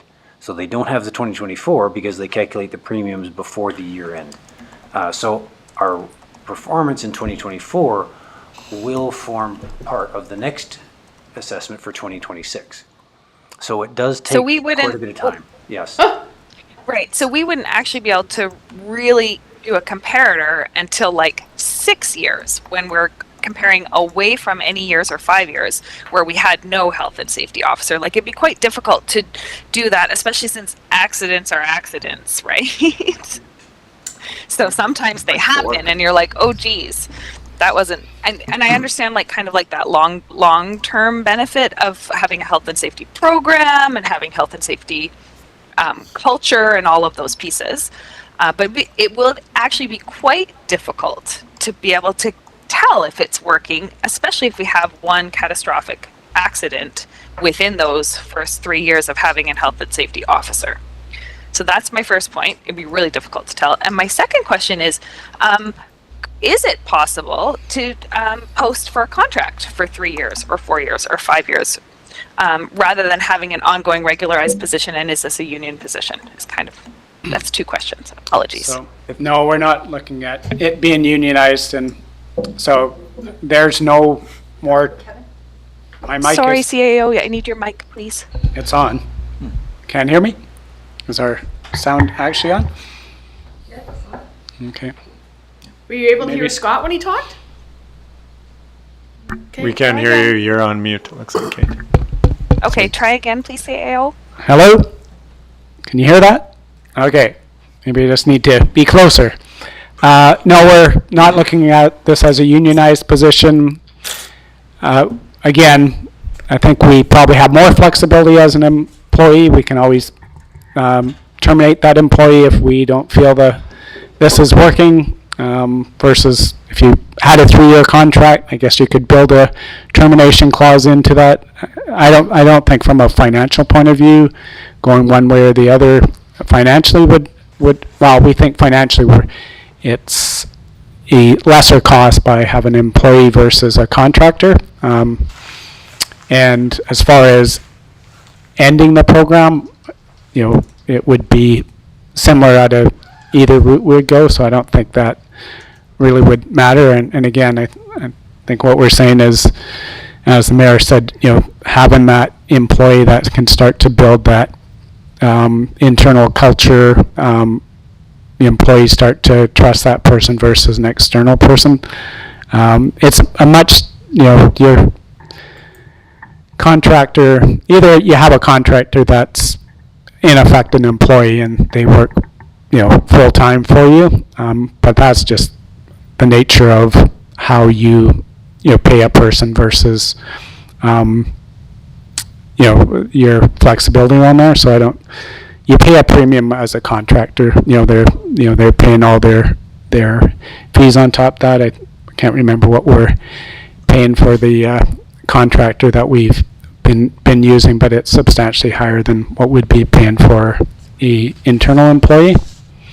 And as far as, we would be looking for positive trends in terms of our workplace claims, accidents, how quickly have we returned people to work, how we would account for if we had a catastrophic accident that was, we wouldn't compare that against, we'd be looking at, here's the type of claims we've had in the past, and if we're seeing that we're starting to reduce those type of claims, then I think that would be a positive indicator versus sort of a one-off event that happened. So I think there's ways to, determine as we go through whether this has been successful or not. And again, it's not strictly for that claims management. It's also, how, where are we in terms of getting our policies in compliance with WorkSafe. So I think there's a number of factors that would give us indications whether this was working or not. And the only other thing I want to say is, part of, so we did for a while have an OH&S designated position in our HR department, and we then went to a model where all three of our generalists had OH&S responsibilities, and even so both of those models showed that we didn't have enough resources to do both HR and OH&S at the level we need to do, and it's been OH&S that's kind of lost, didn't get the prioritization it should. So that's why this additional position. I don't want anybody to think we weren't doing any OH&S. They are part of the, right now they're part of the, that's why we call those positions HR and OH&S generalists, but they're not OH&S specialists, and they work more on, the policy side and the every department needs a JOSH committee, a Joint Occupation Health and Safety Committee, so they do all that sort of work as well. So we are doing this work. It's clearly just not enough to make the difference we want. If I could just add to what the CAO has just outlined, is to answer your questions directly, is we will see signs that this is being effective in the first year. We don't have to wait 4 years for the lagging KPI of the experience surcharge to tell us whether we're being effective or not. If we hired a OH&S coordinator in 2025, we can look at a whole bunch of different leading KPIs and lagging KPIs that are much more quickly analyzed. So something like, how many programs are we in compliance with? And, watch that number come down as that person sort of, brings each department into compliance. There's many, many ways that we can measure the effectiveness of this that would give us an indication as to whether this is a good investment, pretty early on. Councilor Pinero has a question. So the more guaranteed benefit of the position is that we are in compliance, not that accidents won't happen, because we can be in compliance with everything and still have the most accidents we've ever had because they're accidents, and that could happen.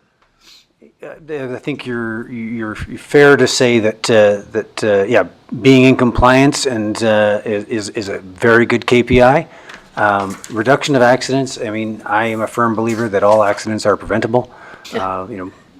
We can, make sure that our workers are safe, And sometimes it just needs someone who has the experience and the education to be able to sort of help people and create a safety culture that keeps that forefront of everybody's mind and prevent those accidents. So I've seen it in many organizations and in industry and public service be effective and reducing accidents by having someone who can answer questions for workers when they have a concern about safety immediately.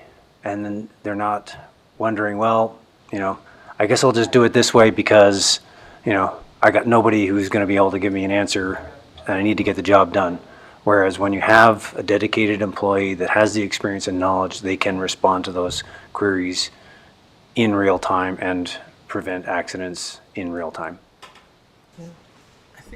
I think the thing that I just struggle understanding, because I was in the military for a couple of years. I was a tree planter, so I've had some kind of experience in relatively risky environments.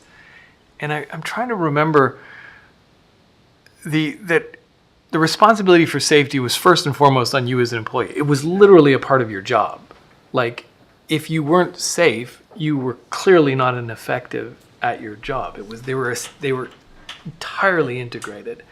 And then having somebody outside come in and tell me, how to do my job is a failure on everybody's part in my understanding of how these systems would work. Clearly, I'm out of touch, but it strikes me that, is this not just a part of this disempowering or like an abdication of some responsibility for your job and doing your job safe, effectively, and well, and that if somebody else is coming in to tell you, that's the same thing as having somebody else just come and tell you how to do any other part of your job. Yeah.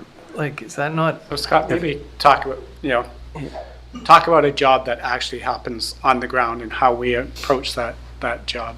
Yeah, I mean, I think what I'd like to just start with is, in a healthy safety culture, we're not disempowering employees. Safety is everyone's responsibility, and everybody has a role in that. And there's clear responsibilities outlined by WorkSafe BC for the employee, the supervisor, and the employer. Very clear responsibilities. Everybody has a role in that. One of the responsibilities of the employer is to make sure that there's systems and processes in place for workers to be able to do their work safely. And that's something that, me as a worker who's doing the job, if I don't have access to the PPE, if I don't have some sort of a tool that allows me to sort of evaluate the hazards of the work that I'm about to undertake, or if I haven't got the training to know what safe work is or is not, it's my responsibility. But if I'm a new worker and I don't know, sort of like how to do something, my supervisor's got a responsibility to make sure I'm trained, but maybe the supervisor needs some support and training. So this health and safety coordinator role is not doing any of the workers or the supervisor's job. They're creating the environment and they're creating the policies and procedures so that the workers and the supervisors have the training, knowledge, and processes in place when they need it to be able to do the work safely. So it's about creating the structure. And so, in my business case, if you've gone through it, I looked at sort of, in the end of 2024, the HR department rolled out the City of Nelson, refreshed the City of Nelson Occupational Health and Safety Program, which is one of those compliance things that we needed to do. So that's the first block, foundational block in the compliance. What that program identified is that there's a whole bunch of sub-programs that we need to do. So we've said we're going to do all these things. Now we need to do those things, and we need to put those tools and those programs into the hands of the workers so that they're trained, they know where to get the information if they need it, and they've got support to be able to comply with that. And where safety programs fall apart is when that structure doesn't happen. And no matter how hard a worker can try to do work safely. If they don't have the right things to be able to do the work safely, accidents will happen. And case studies have shown over and over again, it's rarely sort of like, oh, well, the worker did something they shouldn't have done. And everyone that I've read, there's always, well, the worker did this wrong, but why did the worker do that wrong? Well, he didn't have the right tools. He didn't have the knowledge. He didn't have the training. So the supervisor didn't do their job. Why didn't the supervisor do their job? Because they didn't have the support from the organization to be able to provide that to the workers. So it's a bigger piece. So it's not about sort of, well, safety's, everybody's responsibility. So we as an organization don't need to sort of worry about it because each individual is going to take care of themselves. We need to create that safety culture. We need to create the environment that they can succeed and work safely. Yeah. No, I get that. I'm trying to. I mean, we're dealing with multiple budget pressures, so we're going to be pushing hard on every single thing that's new that comes to us, and we're going to be saying no, or we're going to be saying yes to everything, and that's probably untenable. And so, this is one that I could see. Of all of the things I saw, this is probably one that I feel like we could push on, but again, maybe not. What I'm imagining is managers from the top down are responsible for the safety of their departments and their employees. If they don't have PPE in a department, then they should have it. And the manager should know that they should have it. And the manager should, the manager shouldn't need somebody from the outside to come in and tell them they need PPE. That's part of their job, is to know that. And so they should argue for it. But I guess what you're saying is that there's some cross-cutting things here. That's what I'm assuming is missing. So the manager, this person can see across the organization and see, oh, there's what we do here can then impact here, can impact here, can impact here. So if we buy PPE, it'll be available for 8 departments, not just one. Is that the really what we're talking about? Is the cross-cuttingness of it that individual managers can't see? Consistency is absolutely one of the objectives of having a citywide program and policies. An example would be, our silica control program. So, Nelson Hydro does, work drilling into concrete, so does Public Works.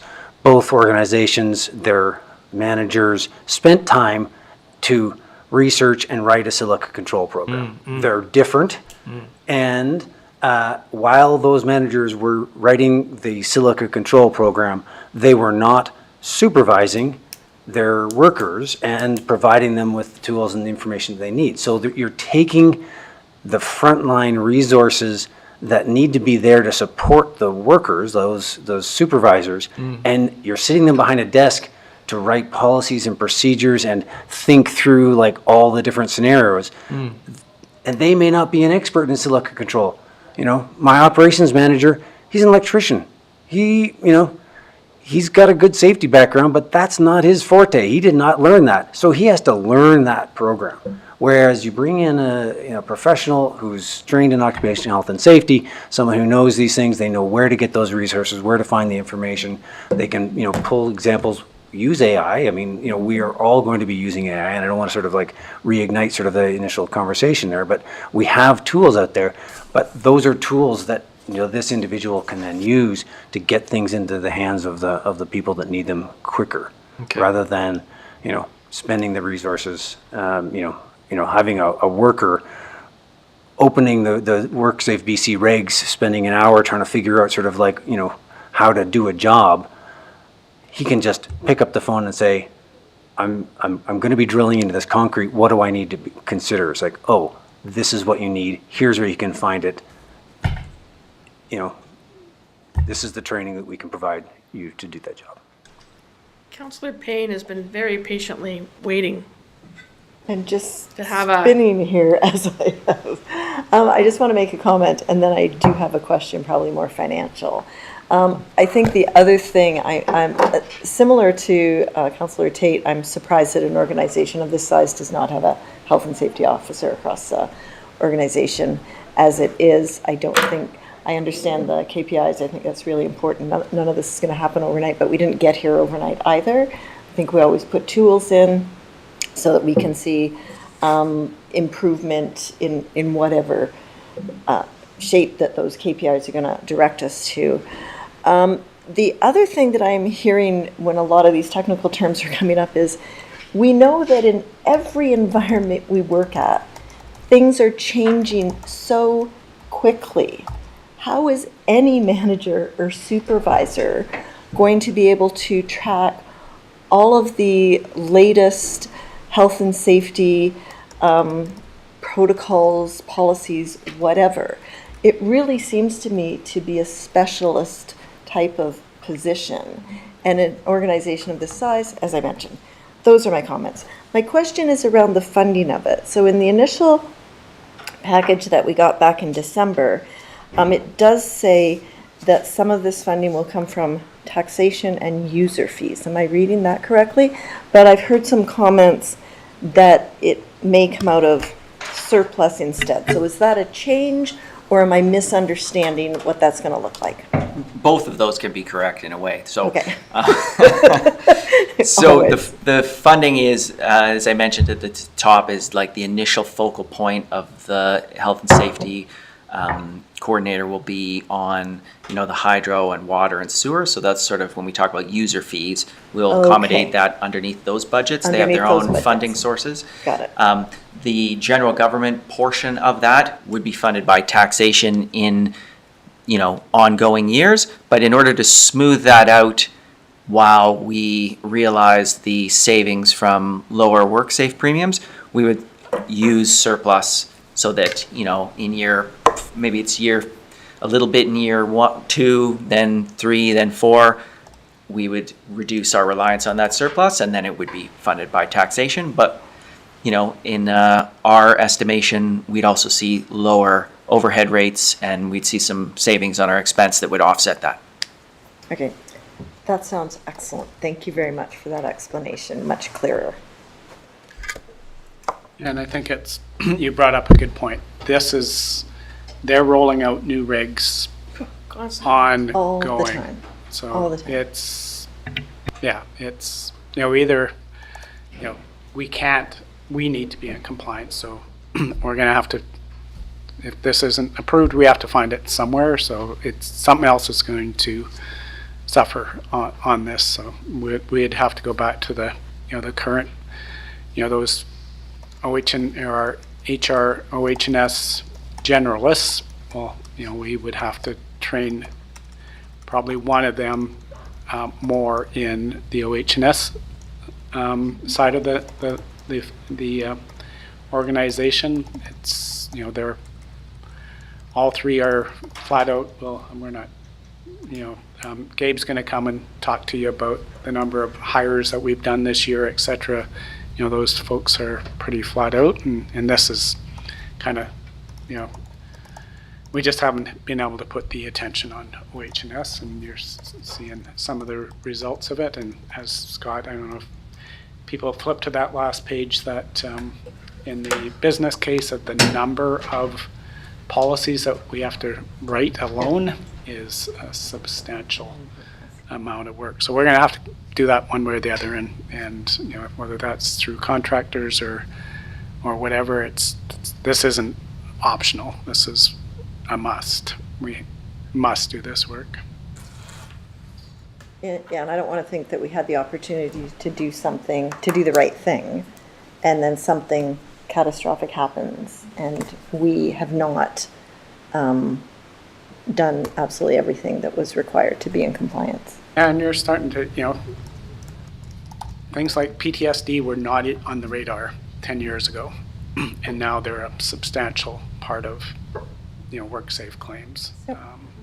All the hazards that, fire are now being recognized were not on the, you just heard from the chief of what training needs to be done to, all these chemicals, et cetera, that are introduced into their work environments. We have to manage all of those, from every project we do, every time a lineman shows up at a new job, they need to understand all the potential hazards of that workplace, and we don't work in static workplaces. We work in dynamic workplaces. Every single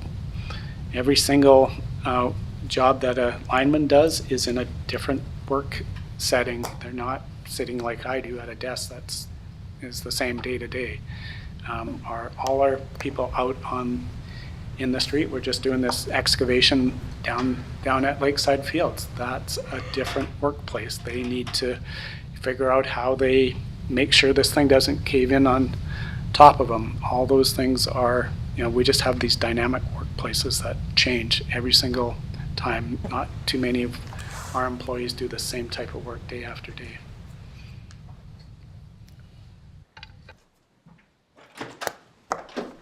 Mr. Spencer, I'm going to ask you, seeing as how you never really completely took the floor to put your business case on the table. I think that we've had some fulsome discussions here that have touched on a number of things. Is there something that you feel that you would like to highlight in the business case that you've circulated to us that hasn't come up in a question that's now been asked?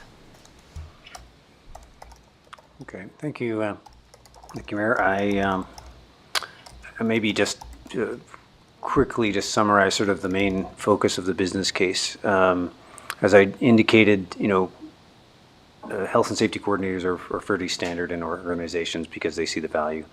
And when I started the business case, I was really thinking that I was going to have to justify it from a qualitative perspective and the benefits to the workers. What became fairly quickly apparent was actually the financial benefits, and it, from my perspective, stands alone based on sort of what the future savings could be, and the short-term savings in terms of contractors and things like that, in order to be able to achieve the compliance that we have now with the update of our occupational health and safety program are required to do. We have said we were going to do this, and we need to make sure that we have those programs in place for our workers. So that work has to happen, and we can choose to either carry on the way we have, where the individual supervisors are whenever they've got time or whenever the need becomes a higher priority than supervising their workers or other operational needs, they write these procedures to get through that job and that thing and that activity that their workers are going to be doing. The challenges with that is everybody's inconsistent. You get multiple sort of programs for the same thing. They may not be the most robust programs because you're working with people who are not specialists and all those things. But we could do that, but it's likely going to result in similar results as what we have now. So we're not really likely to make a difference in our overall health and safety program that way, but we will try and keep ahead of the critical regulatory pieces by individuals sort of doing whatever they can as best they can, which is how we've been operating for some time in the organization. The other alternative is to hire a consultant or consultants plural to come in and just deal with all these things. And I've outlined the costs for that, and they're not insignificant. And I've in my analysis, I've tried to be conservative in terms of the benefits that we would see from an experience rating. I haven't even considered the police. I've only considered sort of what we think we can get on the city side. And from the consultant perspective, I've said, okay, well, let's just take sort of the 3-year average and sort of that in the business case. But if I actually you can see in the table in section 7, when I actually count up the hours that's required, it's a lot more than that. And then there's the ongoing effort. It's the ongoing keeping the program, and that's where the challenge has been in the past, where you're doing it one-off or you're getting a consultant to set up a program. Is great. They can set up the program. We are in compliance this year, but then people move on. New people join. They don't get trained. Nobody refreshes the program. Programs get forgotten, you know, it's filed away somewhere and nobody pulls it out again. So 10 years down the road, we're like, oh, we don't have a silica control plan. You know, I guess we better write one. So we're, you know, recreating these same things over and over again. Having a dedicated resource who's able to set up an access library and keep track of sort of all these things, even if that person changes, there's still some continuity in that role, where once a program is done, it then just requires a little bit of maintenance every year to just keep it fresh, keep it fresh, keep it fresh. When you use the consultant model or use the supervisor or staff sort of, you know, off the corner of their desk model, that falls apart pretty quickly in a number of years. And that's where we see, like, even our occupational health and safety program, you know, we were being asked, like, oh, where's the City of Nelson Occupational Health and Safety Program? And, you know, we asked this is when we had, you know, a coordinator within the HR department, and she wasn't even aware of it. But then, you know, in this latest version of the refresh, someone found one on the server. It's like, oh yeah, we had one that's dated 2012. And so, you know, we just needed to update it. But it wasn't in the hands of the people that actually needed to use that program, the frontline supervisors, to be able to reference and access and hand to their workers and say, this is our occupational health and safety program. Welcome to the City of Nelson. Here's the program. It just wasn't happening. By having the dedication, a dedicated individual, you can start to get that consistency and you know, just ongoing compliance. So that's kind of my overall summary of what the intention was with the business case, and I think it, you know, from both a quantitative as well as a qualitative perspective, stands fairly strong. Well, thank you for that, Scott. So I don't see, Kate's still a black square, so I don't see a question there. I don't see any other hands coming up. I think you've heard some of the discussion. Hi, she's giving me the thumbs up there. And so I want to thank you. So we know what the cost here is. I'm going to hazard on behalf of council is that we're going to look at putting in the into the budget as we come to kind of a final iteration of several to choose from. You know, maybe we'll put them all in a hat on February the 7th and we'll pull one out and see what the tax rate is on the hire versus consultant process, so an internal hire. And I think it's really important for a number of things. I think people have said it, and that is, you know, risk isn't getting any less, and the whole world is becoming much more litigious for any number of reasons, which could also include employees. But I think we have to manage risk. We can't wait for the accident to happen to find out that we didn't have policies in place that might have mitigated it, because you don't stand up well in a court of law without being able to show that you had a plan in place. And I think the thing that we often forget, and it's a bit tough because when you're the injured employee, you know, you have a different perspective on the whole world, but there is a certain amount of employee satisfaction that comes from having actually a strong occupational health and safety program, where an employee can take, as you're talking about, well, hell, I needed to know how to be a firefighter because, like, that would have been ridiculous if I'd gone out there and didn't know that. But the fact that when you have that program in place and you are a conscientious employee, you can go and find that because that you've felt or you've heard that there's been some kind of regulatory change or whatever, and you're going to be able to go somewhere to find out, to make sure that you're staying current, because it is really the work of all of us to make sure that we are safe in whatever we do.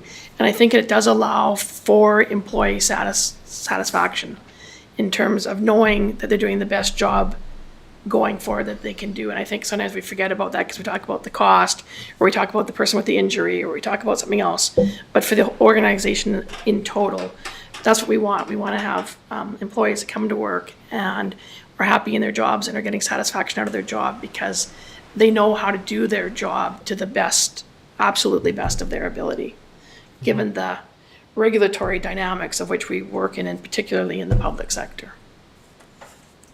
So maybe this is just a good chance to just talk about what we intend to bring back on the 7th. You know, Chris and all of us have been doing work. We are hearing everyone that the 16% is not a number that anyone's going to be comfortable with. So we will definitely be bringing options back. We do think we can get that to probably a high single-digit number, but it's going to, we will bring it back on a prioritization from our perspective of what we believe we needed to run the core programs that we have. And there's some holes in this, and I would say this one is probably one of the highest that we will bring back as a need in the organization. So we will bring it back in from our perspective of what we need to continue to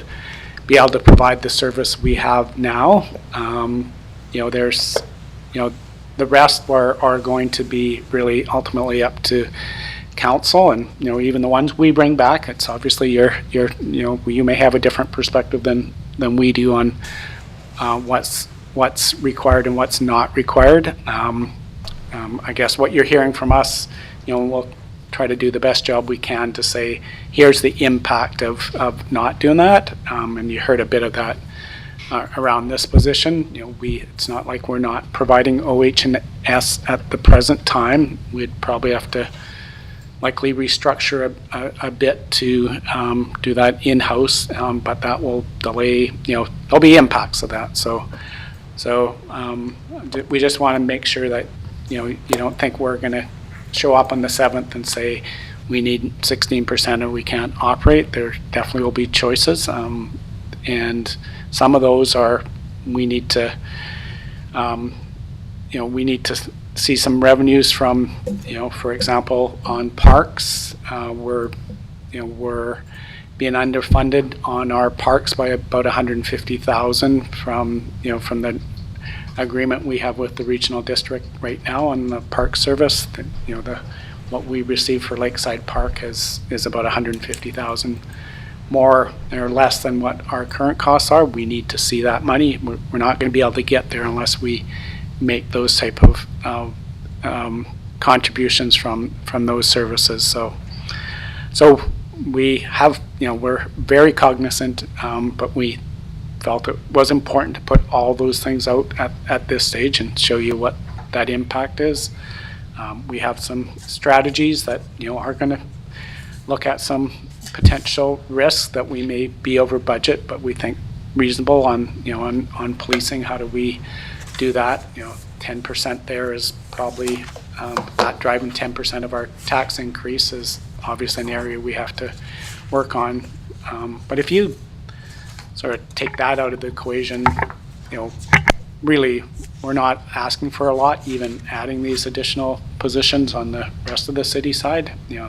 So we're trying to solve a probably both fire and police and emergency services challenge, and the rest of the organization, we're asking for very little on the rest of the organization. So and in light of us facing some fairly significant contractual obligations. So I think Chris and Amy and others have really sharpened the pencil everywhere they can, and we will have some strategies to manage that really challenging year.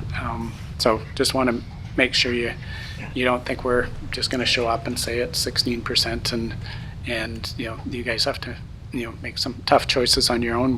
We'll certainly give you some options of what we think is a reasonable way to get there. So I just have one last question. Yeah. I'm looking at table 3, cost of health and safety contractors from 2021 to 2024. So for the past 2 years, we have paid in 2023 $122,000 and in 2024 $161 year to date. So we are already paying this money. We're just talking about shifting that from contractors to an employee. So for the last 2 years, we've basically been paying that amount. Where's that money coming from? Yeah, Like, how did we manage to pay them without it being in the budget, that we now have to revise the budget to put it in the budget? Yeah. Excellent observation and question. So a lot of these are, I'll speak to each year. 2023 was a year that Public Works and Charlie Henderson did a real focus on health and safety, and I think Scott Spencer or Chris Johnson, one of them, sort of spoke to that a little bit. That was in the budget for that year, but it was not a ongoing cost. It was a special project that they had done at that time. Okay. For 2024 year to date, you see one of the line items there of heavy metal hygiene. Yeah. That's the health and safety we have down at the Civic project. So that's a capital project, and that's all being recorded to that capital project. Okay. If we continue to do more projects of that nature, then we would continue to incur those types of expenses, which perceivably we could reduce that cost if we had someone in-house that would be able to provide some of that service as well. So that would, bring some savings on the capital side as well. Okay, thank you. Okay, seeing no other questions, I'm going to say thank you, Scott, for your time today. We always love it when Nelson Hydro comes in. This wasn't particularly hydro related, but there's nothing like talking about those electrons falling over the dam. So thank you for your time today. Potential. I guess there are electrons in the water. molecules. Yeah. Common There are electrons in there misconception, they somewhere. don't fall, they bump. Oh, they bump. That's right. They bump along the line. Thank But in you. this Sorry. case, they do fall over because they're in a water molecule falling over the dam. So, here we go. They're bumping as they fall then. So, and not that we're going to add another 2% and make it 18, but it is, we're going to take a few minutes break. We're going to allow the climate team to come up and take the hot seats. And it's because it's almost time for our 2:30 break. We're going to do the 2:30 break. And so everybody can stretch for a minute. And then we'll start with climate. Sarah, do we have anything from the climate team? No, I will send that out. You know what Okay. You know what I think? Back, everybody. That was a little bit longer than, but we needed it. Everybody was full of chat, and I think the sun is outside. We get a little bit of light coming in, and we're all inspired here. So, anyways, hi, Kate. You're still there. That's great. And anyways, over to the climate team. Hi, Emily. And I'm sorry, I can't remember what your partner's name is there, so if you could introduce your colleague. Yeah, so this is Brendan Riom. He's our new senior energy specialist, and I'll introduce you to the whole team shortly. And I can bet you that I'm going to get an email from Kate momentarily to say you need to speak more into that microphone. Right here. There I we got go. it. Now I can hear you too. Yeah. 'Cause I didn't hear what you said his name was, so. Thanks. Okay, and you can see. Is there a? Yeah, somebody's going to run something here. They've brought a I've package. also emailed out the presentation. You just email, okay. I looked before we broke. So do you have, are the slides up there? Yep. If you can present this one. Yeah. Okay. Yeah, it's not.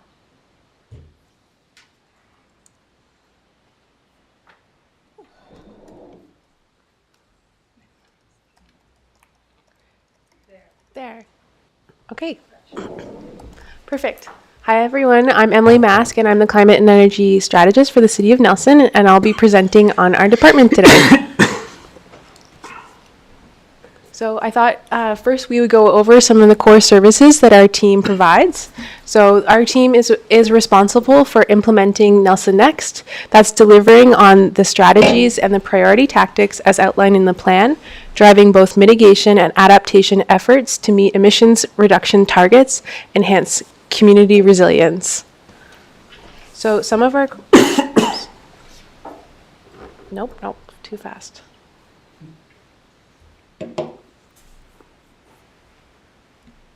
Sorry, the computer's a little sleepy. There we go. So some of our core services are to assist residents with home energy retrofits. So that's guiding residents through the REAP program and other initiatives, ensuring that they have the financial and technical resources that they need to retrofit their homes and ultimately achieve energy efficiency. Integrating climate considerations across all city departments. So that's embedding climate perspectives into decision-making and planning processes throughout all of our municipal departments. Advocating for community emissions reductions, so acting as community champions for the Nelson community, pushing for policies and actions that reduce emissions and support sustainability. promoting education on climate action. So that's enhancing our understanding, our community's understanding, among city staff and residents through educational awareness campaigns and initiatives, and adapting to climate impacts. So addressing Nelson's priority climate risks such as wildfire, water shortages, extreme weather events by implementing resilient infrastructure and emergency response systems. And finally, tracking our successes, so climate program monitoring, evaluation, and reporting. So tracking progress on climate initiatives, assessing their impact, and ensuring transparent updates to our stakeholders. So this is our team. We've had lots of onboarding in the past couple of months, so I thought I would introduce you to everyone. So I'll start on the left-hand side. We have Mary Tress, who's leading our organics program. Her program assistant is named Jimmy Flood. He is a part-time employee, and he's our organics assistant. At the bottom, there's how everyone in the department is funded. There's me, climate and energy strategist.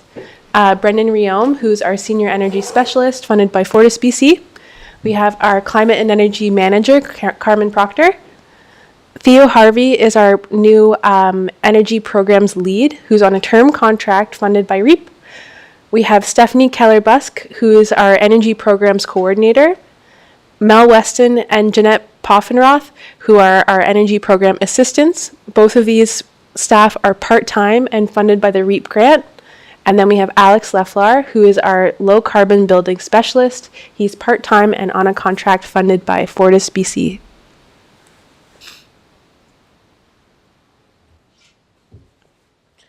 So here are some of our accomplishments for 2024. So we have our fleet decarbonization plan. In July of 2024, the team brought forward the fleet decarbonization plan, which described 3 scenarios that spoke to our advancement of fleet electrification and other strategies. We have our building science training with the RDCK and energy advisors. In December, our team organized this training to RDCK staff and energy advisors to participate in a building science training with RDH. We did our first year of our nature-based solutions project. The city participated in the first of our 3-year program for our nature-based solutions project, which was a research study that looked into our canopy cover at the city. We have our energy study of City Hall and Public Works. So climate staff assisted in the energy audit study of City Hall and Public Works, which will inform the future retrofits and energy use optimization of these buildings. We hired and onboarded a new team that you all just met. We've purchased a new energy modeling software. In late 2024, we purchased this software to accurately model energy use in our buildings and to reduce inefficiency, to guide decision-making, and improve and quantify improvements. This will help simplify reporting and standardize our approach to quantifying emissions. This software is a way to inform our asset management. We created a local government sustainability toolkit and a research paper. And just for a bonus, we won the BC Climate and Energy Action Award for the Low Carbon Homes Pilot, awarded at UBCM by the Community Energy Association. For the community, we have integrated climate considerations into the OCP. Our team contributed this climate considerations into policy. We installed the Purple air quality monitoring system. Our team led this installation. Now you can see, even in wildfire season, what our air quality is in Nelson at all times. The e-bike program continued this year. The total loans issued since inception is 186, and the total amount of loan dollar value is 900, so just under $1 million have been issued out since the program started. We supervise the Wild Safe BC. So this considers area E and F this year. So we had 290 wildlife reports. A majority of those were black bears. That's 190 of those. This is a lower average year. It was a good bear year in the mountains, and this being significantly lower than 2022. We have our REAP program, which is approved for 4 years of grant funding. The registration numbers that we had last year and in 2023 held high at 360 new registrants. Most of those registrants are all in the city of Nelson, which shows that our community is well influenced by the programs that we provide. We also found that word of mouth remains to be the highest driving factor to signing up to our programs. For industry, we continue to collaborate with the Chamber of Commerce with their Sustainable Energy, Sustainable Business Advisor. Grace at the Chamber engaged over 250 businesses in in-person consultations, green business assessments, workshops, education series, and more. Those were focused on energy savings, waste management, and emergency preparedness. The collaboration with the BC Green Business certification certified 19 businesses, 14 of which were in Nelson. The Chamber was able to partner with the RDCK Resource Recovery Team and start the beginning of an implementation of an ICI bin program. So that's for restaurants in the downtown core to access organics diversion. And then City of Nelson staff were able to work with Fortis BC and help secure funding for Grace's position for the next 2 years. So that was $230,000 towards her role, focusing on energy savings and behavior change in the ICI sector.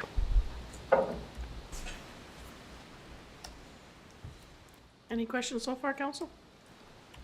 You want to sass now? Well, she stopped from over there, so. Okay, I'll come back. The emission reduction targets.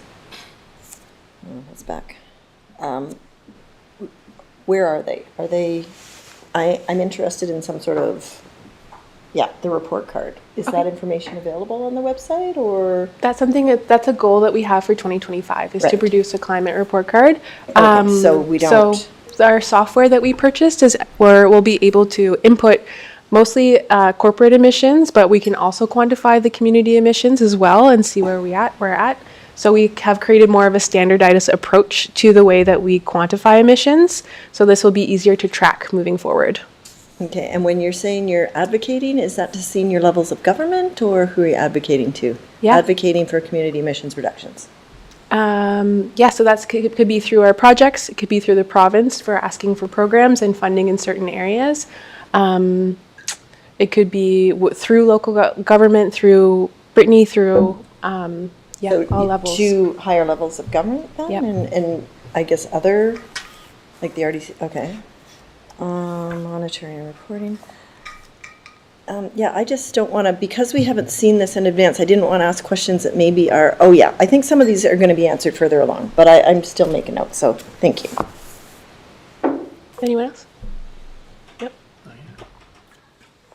So our goals for 2025, this slide outlines our department's goals for the upcoming year, focusing on implementing Nelson Next through tangible actions and integrating a climate lens across all of our city departments, leveraging community collaboration to amplify Nelson Next's success, strengthening climate action through partnerships and identifying opportunities for funding and for collaboration.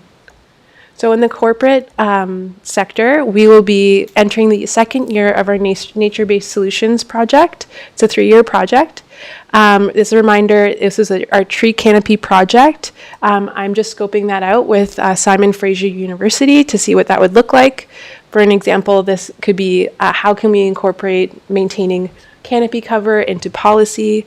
We'd like to learn how we can apply our learning that we achieved in our first year into operations. So that's to be determined. Our sustainable procurement project. So we're working on implementing sustainable procurement practices into our procurement policy update. The Municipal Energy and Emissions Plan, and the acronym for that is called MEEP. We obtained funding in 2024 from the Infrastructure Planning Grant Program through the province. We would like to, this would be the implementation of our plan in the corporates of our corporate goals from Nelson Next. So this would develop a path forward for the municipality to achieve our net zero targets by 2030, and it would accelerate the project from plan to project, so on the grounds work.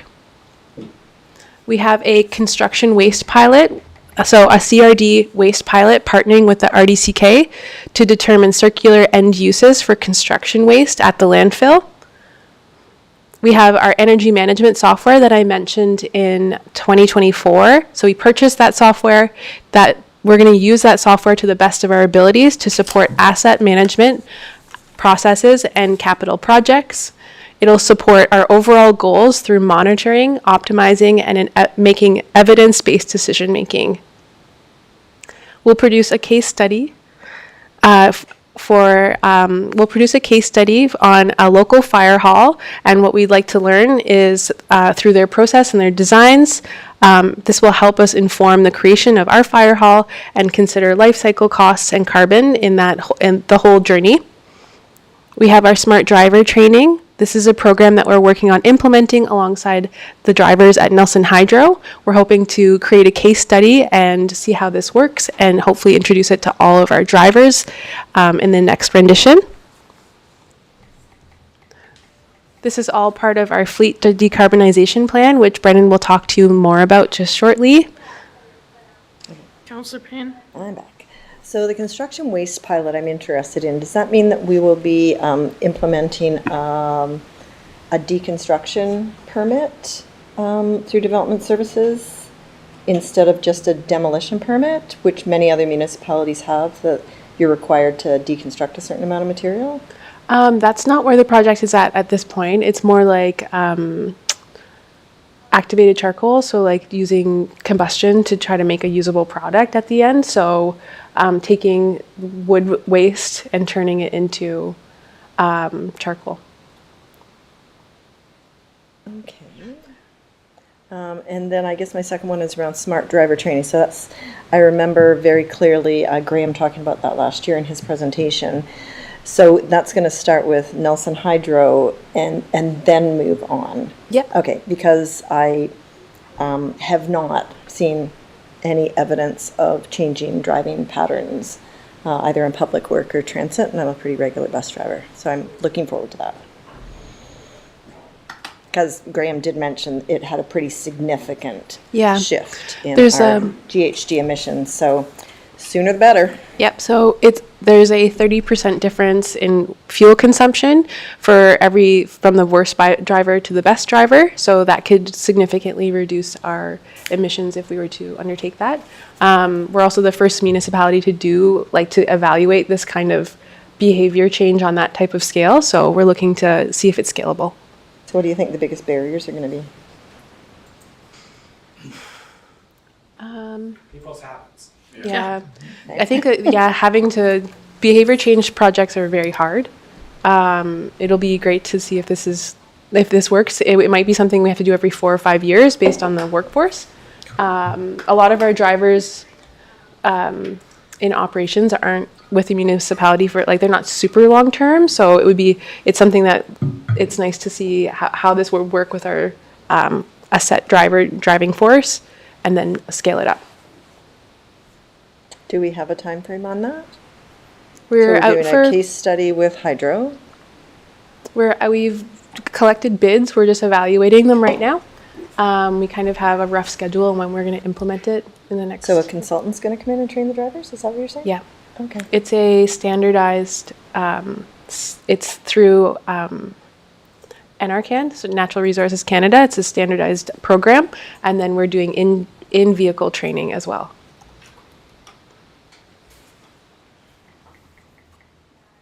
So for the community, we're looking to expand the REAP program. So this explains our staff growth in this area. Staff have worked to secure agreements with financial institutions for loans and project support. We're collaborating with the RDCK to deliver this program. We'll be marketing our program, not just communicating it out to residents. We'll be securing agreements with local credit unions in the region to provide low-cost lending opportunities for residents to reduce carbon emissions from energy use in their home.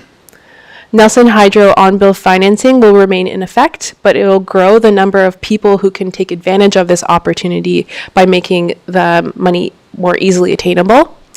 And we will improve our data collection and management throughout. How are we making the money more easily attainable? Streamlining some of our processes. Oh, so the just team's working process. on that right So now. you still need to be an owner, and you still, I found it pretty easy when we did it, so.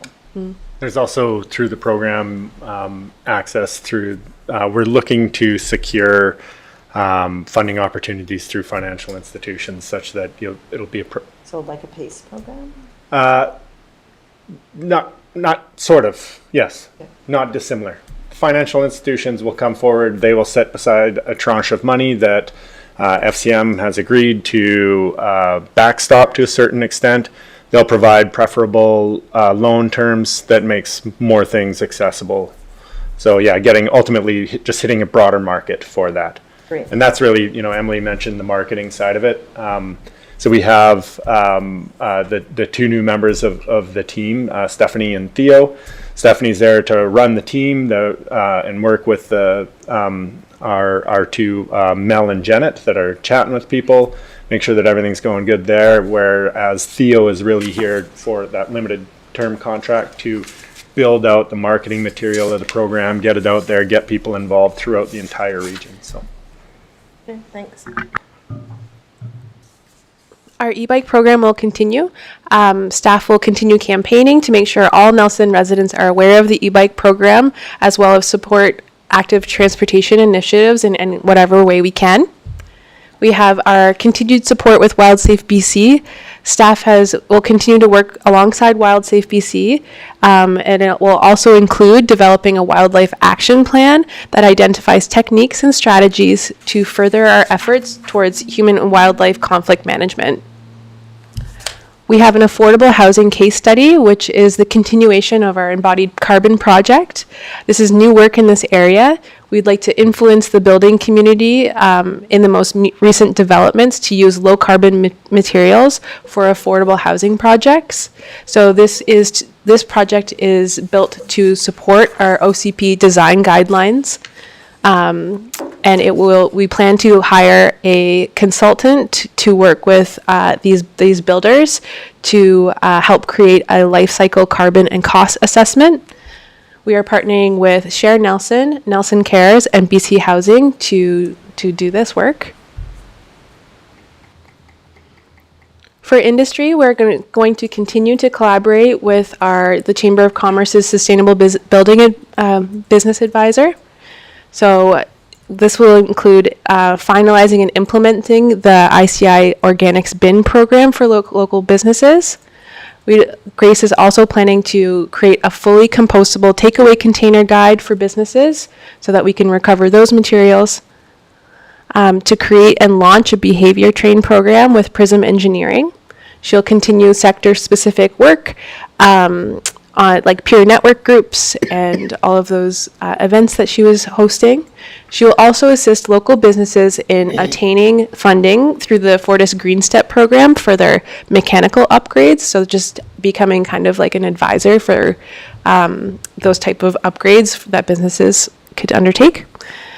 And then we have our embodied carbon advisory group. So we're going to continue working with that group, the building community on low carbon construction. And finally, we'll be updating our construction materials carbon emissions guide. You guys remember that it's the sliders that show how carbon intensive our building materials are. And we'll be upgrading that to show sections on local materials and just making sure it's all up to date. Councillor Payne has a question. When we're talking about a compostable takeaway container, are we talking about backyard compostable or industrial compostable? For restaurants, so I think you were at that meeting, if I'm not mistaken, at the chamber, and the question came up about, they say that they're compostable, but they don't fit our program, and it'd be nice to have a supply chain where perhaps, maybe there'd be even some economy of scale if 4 or 5 restaurants all bought the same kind of compostable container that then would work in the regional district's program. The green bin. So if it went to their green bin, then They're yes. compostable now. Anything that I get food to take away from is either compostable or recyclable. Yeah. But some of them say in an industrial composter only. That's what I'm trying to understand, just. Well, that's the whole thing, is that there's no, like, in terms of some of those, still, from what I understand from the RDCK, that say compostable, cannot go to SAMO. I'm not talking about our food cycler, Right.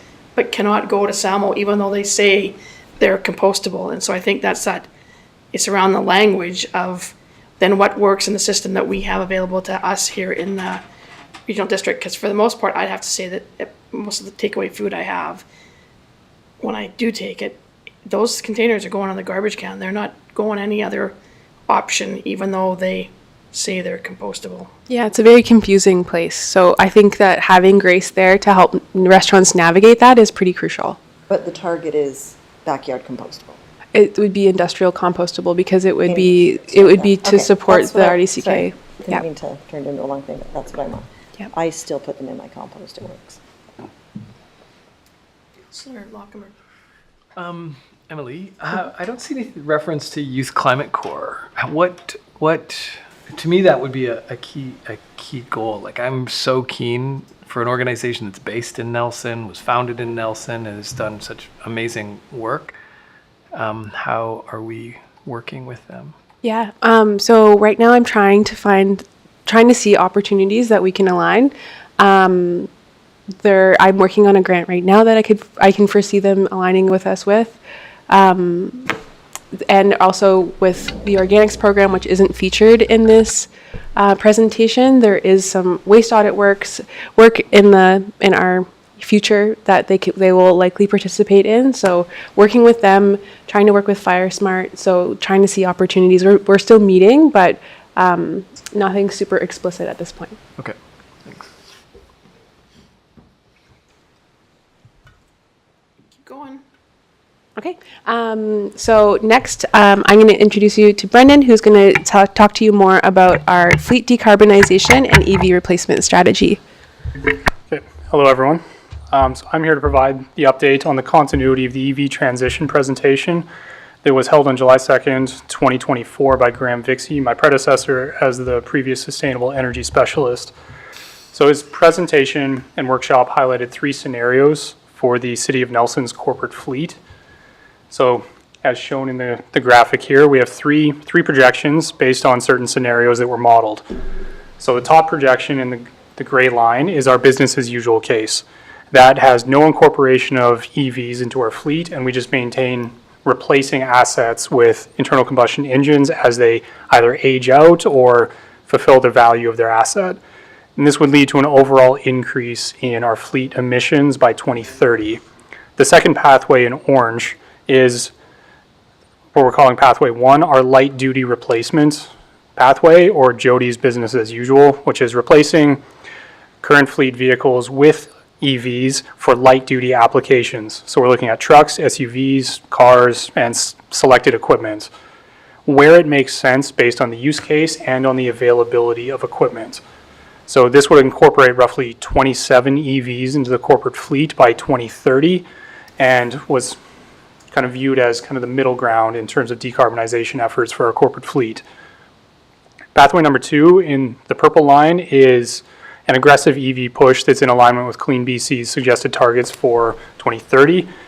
This is significant replacement of our corporate assets in our fleet to EVs, focusing on the replacement of light, medium, and heavy-duty vehicles. And this targets about 49 EVs in the fleet by 2030. So through the discussion from that workshop, Pathway 2 was viewed as representing the largest reduction in operational carbon, but it would have significantly higher costs in terms of vehicle replacement, and it relies on technology for medium and heavy-duty vehicles that either aren't currently available on the market or still very nascent and will not meet the operational needs of our fleet and our operations staff, so that they can't fulfill an 8-hour shift, or we can't double shift them, or things like that. So through those discussions, pathway 1, so Jody's business as usual case, was identified as the most applicable to our operations, what's available for vehicles on the market, and our overall budgetary impact. And the line that was projected through scenario 2 does have some flexibility to it. As time goes on and as medium and heavy duty vehicles that can meet our needs become available on the market, they can be incorporated as time goes on, which will put a downward trend into that projection. And we'll also put a downward trend into overall operational costs and things like that. Pathway 1, so the orange line there, it'll maximize the current value of our assets by utilizing them over their full lifespan without any premature replacements, and allows us flexibility on where we can implement EVs. There was a lot of discussion during that workshop about the embodied carbon related to replacement of our fleet vehicles. This pathway allows us to amortize the embodied carbon of our existing vehicles over their lifespan without any premature replacement. So we get the best value out of our assets currently, and we're able to replace as necessary where applicable. Additionally, as Emily discussed about the smart driver training, there can be an impact on all levels of our fleet, medium, heavy duty, and our light duty. When with the medium and heavy duty, on the difficulty of decarbonization, we have a chance to influence that over the long term with training in this sort of application. Question by Councillor Lockenberg. So have you considered how what's happening south of the border might in fact impact availability of vehicles? I mean, if the U.S. federal government is pulling back probably dramatically on their acquisition of EVs, that should probably open up opportunities for us.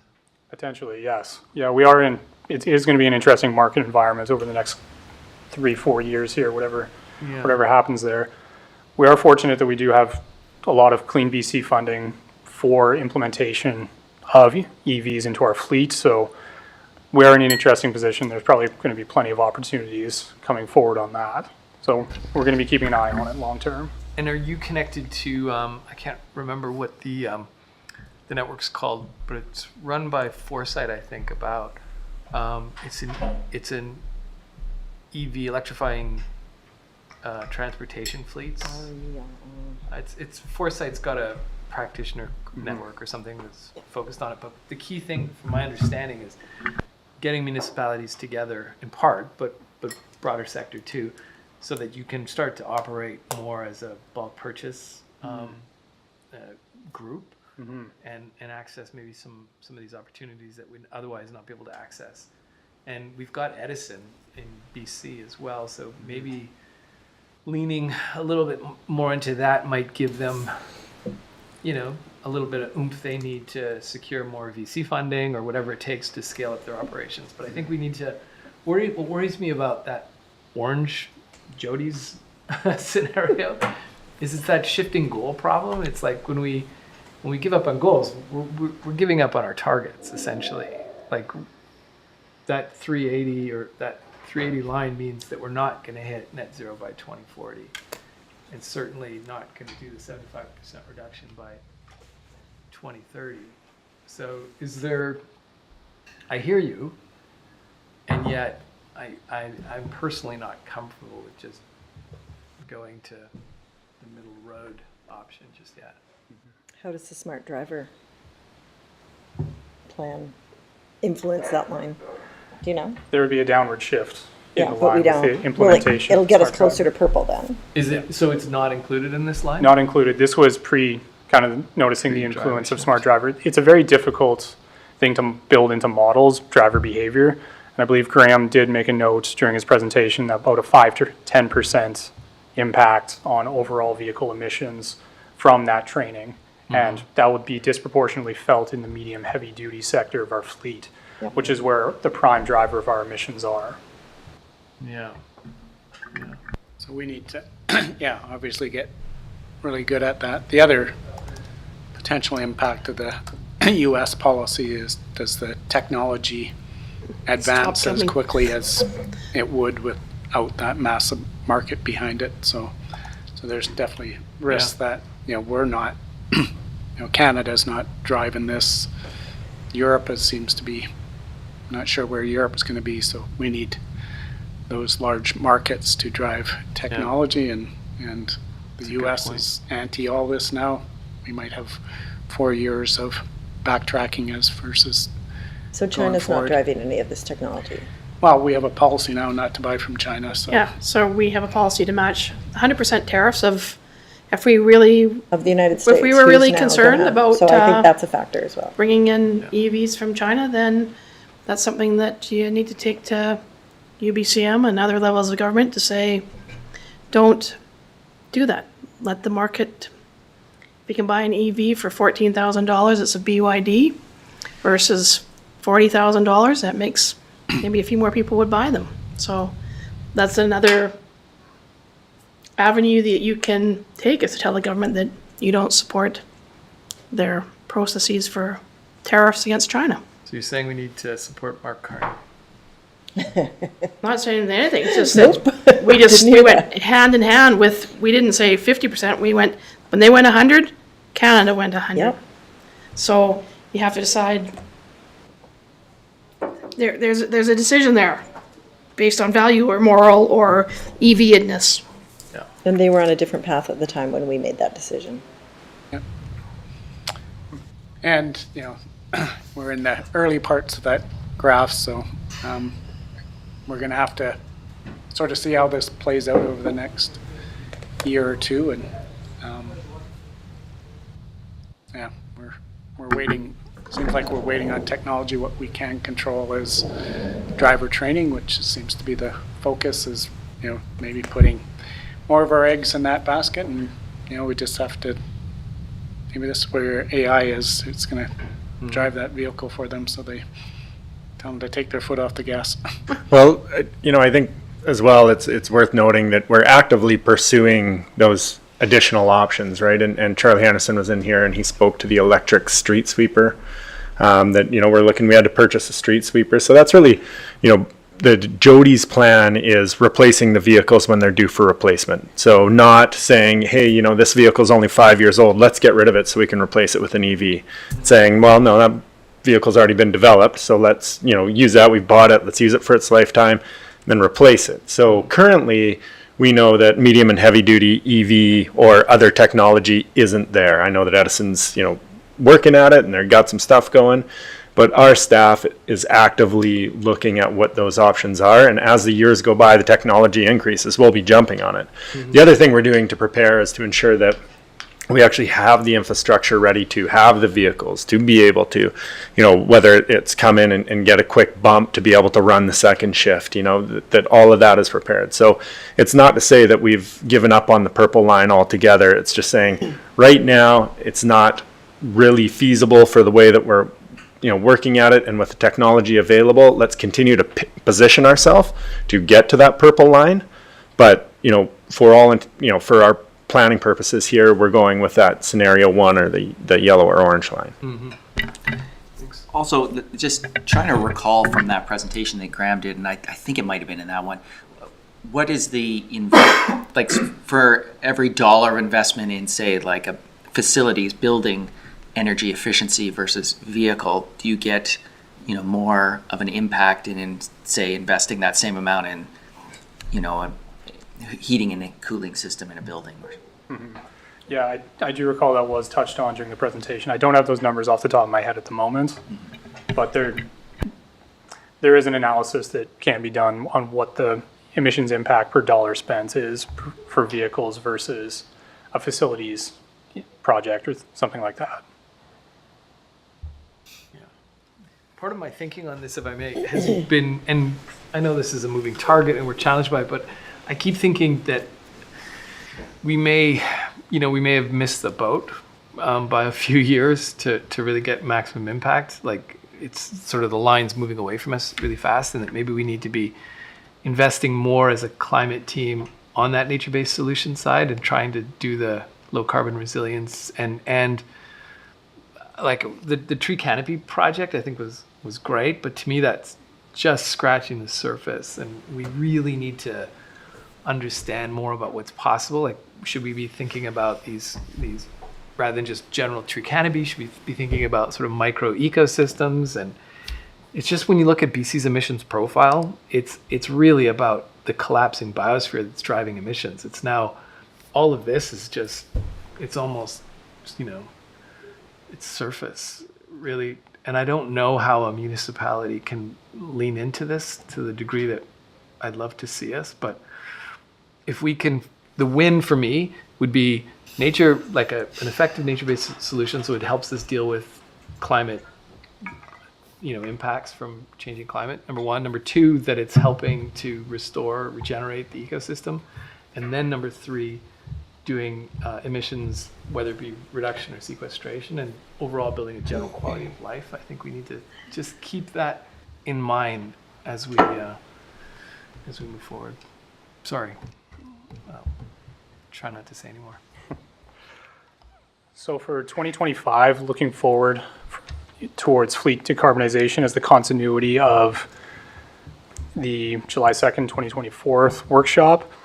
We're continuing the expansion of EVs in our fleet. We are starting the procurement for an additional F-150 Lightning to replace an aged out asset, and looking in and investigating into adding another max EV to our fleet. That's the low speed kind of city vehicle for municipal purposes. As we've discussed previously, we're going to be implementing smart driver training to promote energy efficient driving, as well as driving that will have less impact overall on the wear and tear of our assets, which will go forward into maximizing their value. And we're going to be investigating charging infrastructure on the corporate side. So that's improvements at Public Works to support the addition of future EVs and the current EVs that are in our fleet. Charging at Public Works is currently the bottleneck in terms of implementation of EVs. So we're going to be moving forward with options on that. And we're also going to be continuing the collaboration with BC Transit for electric bus chargers. We're moving forward. We're just past 90% design and are going to be locking that in this year to move forward. And all of this work is going to be aligning ourselves with our commitment to reducing emissions overall within our corporate portfolio. Councillor Payne? So BC Transit vehicles aren't in this fleet decarbonation. They're not part of that decarbonization. No. So when we get the electric buses, we need the infrastructure, but we don't count them in our savings. Got it. I didn't think so, but I just want to clarify.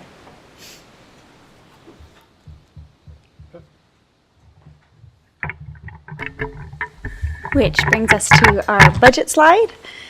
So as Emily talked about, the REAP program shows a huge increase in the conditional grants. So with that, we also have an offsetting expense side, which is mixed up between salary, benefits, and supplies and services. You'll notice the total expense increase is slightly less than the increase in grants, and that's just because when we bring on these new projects such as transit, we're able to allocate our time over all of those projects. So when Carmen's managing this, it is a big project. She's going to have to spend more time on those. So we're able to appropriately allocate her salary against that grant as well. So this year, the Climate and Energy Group comes in with a zero taxation, which is impact, which is very nice. Okay, you win the prize. You're green. You're going net zero. Look at you. You're net zero. Okay, you guys. Wow. Does that not get the prize? You guys are now in charge of everything. So, any other questions? Councillor Payne has her hand up. Councillor Payne, then Councillor Lockberg. I had thought I had seen water mentioned here somewhere, but now I'm not being able to find it. What's happening in water conservation? Is that part of your mandate? I'm presuming reading Nelson Next it is. But Yeah, we have some water projects on the go right now. I mentioned when you're it talking in about Climate Corps, I do remember when we moved into our home, we had the water ambassador come to our house. So yeah. what are the projects that you're? The projects that we're looking at right now are more like water resiliency. So we're looking at snowpack, looking at metering our conservation efforts, kind of modeling that out to see where we're going to be, if we're going to be water insecure at some point. So Scott and I just received funding for a couple of consultants to work with to further that work. And to add to that, Scott is working on the once through coolers this year as well. You'll recall from the utilities presentation. Very well. I know there was just there's a grant open, I believe, right now for water metering. Is that something that we looked at, or? Yeah, the advanced metering grant. The work we need to do first is to understand what our billing system is, because if we build on a strict meter basis, we'd have a big problem. So, that's the first piece of work we have to do. Which is included in the 2025 plan, I believe, was doing some work to understand what that methodology would be for billing. Yeah, because the investment in our water system and the costs associated with our water system has a lot to do with the infrastructure there, as opposed to the day-to-day making of drinking water. So we have a line item in the utilities budget to look at what that methodology for billing could be. And then from there, then we can look at those opportunities to, look to that metering. I think it'll be interesting to see what the city of Vancouver does, because that's on their docket to discuss going to full metering across the city. Now, obviously, bill would be quite a few zeros bigger than the bill in Nelson, but it'll be interesting to see how they look at costing their infrastructure, which is always the lost part, because when you go to metering, people still think it's expensive, but you have to maintain those infrastructure costs. You still got to get the water to the door. The actual water usage is a bit harder to price, or maybe the first part's harder to price and the actual water usage is less harder to price. But we've seen where people did this wrong and it bankrupted the utility. So it does need time to make sure that everything is correct before we look at water metering. I just think with in the future, the cost of water is challenging to predict, but I think like everything else, there will be a certain degree of, I don't want to use the word scarcity, but certainly not the abundance that we're used to as the snowpacks are trending. I think the other thing we're working on is a secondary source, which we have to do anyway. So in Nelson, we're a little bit different in terms of it's really risk-based versus quantity-based, I think. He's next. I know you have. I'm going to go to you only because you've been really. Are you okay? Strings are quiet. I have lots. I'm doing lots. Okay. I'm going to go to Councillor I Page have first lots on of this faith. topic, then I'll come back to Councillor Lockenberg. We had really had this discussion in the early part of our first term, or my first term, and I really, over the years, have appreciated the kind of sitting cost of our run-of-the-river system that doesn't necessarily get impacted by water treatment. But I'm also really cognizant of, there's water politics around the world where there's lots of agreements between different jurisdictions and a lot of competing priorities. And our water system as we have it doesn't reflect that in the same way. Like, we don't have an upstream provider doing treatment that we then have to buy the water from, and it's being oversubscribed and growing alfalfa in the middle of the Arizona desert. That's not the nature of our water system. And so when we're looking at prioritizing work for staff, I thought we got quite a lot of good wins out of neighborhood after going after commercial and making it ubiquitous across commercial, because it gave us awareness of the system, because we had commercial properties throughout the system, and that gave us at least an idea of where we had leaks and losses, and we're losing significant amounts of water. And so when we're thinking of what to track and where to track, I start falling back into the how advanced is our metering on the electrical side to allow us to diversify generation sources and do more with storage that happens in that capacity, and what are we doing for more stormwater management, because we can only do so many projects when it comes down to dealing with the sewage side of things and the wastewater side of things. And I think for the cost that it might go into it, and then the complexity that goes with it, we haven't, as the CEO just mentioned, finding that secondary water source as a key component to ensuring that we have a continual supply coming down into the lake that we're tapping into is really significant, and how we're cleaning up what comes out on the other side is really significant. But I'm not convinced. I'm of a mind that I don't need to see every individual home strapped with a water meter at this point. I definitely don't think it needs to be one of the priorities of all the priorities that we're chasing after. I'm concerned it's one too many. I'm concerned it's one of those things you go after and it feels good, but it wouldn't have a very significant impact on our ecology as some of the other endeavors we are. So I don't know where we have it in the budget and the funding, but if there was something I would take off, I would probably take off water metering in residential properties. It's not on the budget. It's not in so the we don't budget, have I to don't consider Well, I it. heard line items of looking at. Commercial. Oh, the commercial. There's still chasing the commercial issues that still have to be done that Scott's going to be So doing. lots of work still going on there. Okay. Yeah, lots of work still going on. Councillor, Yeah, we have water metering as a potential project, I think, in year 5 of the 5-year plan, but so to speak of priorities, it's not high on the priority currently. Keeping it on your Keep it on the agenda as we monitor the situation moving Sure, forward, great. because we don't know what it's gonna look like in 2, 5, 10 years as far as our water supply goes. So I think it's something to keep top of mind, and I know you guys are ready with that, so, awesome. Councillor Lockenberg. There's the grant program where you sell, not the grant program, the program where you can sell our credits for, what's it called, you basically you sell your charging or whatever electrification work you do, you sell it as credits. And do you know about this? Yes, that's the BC Low Carbon Fuel Standard.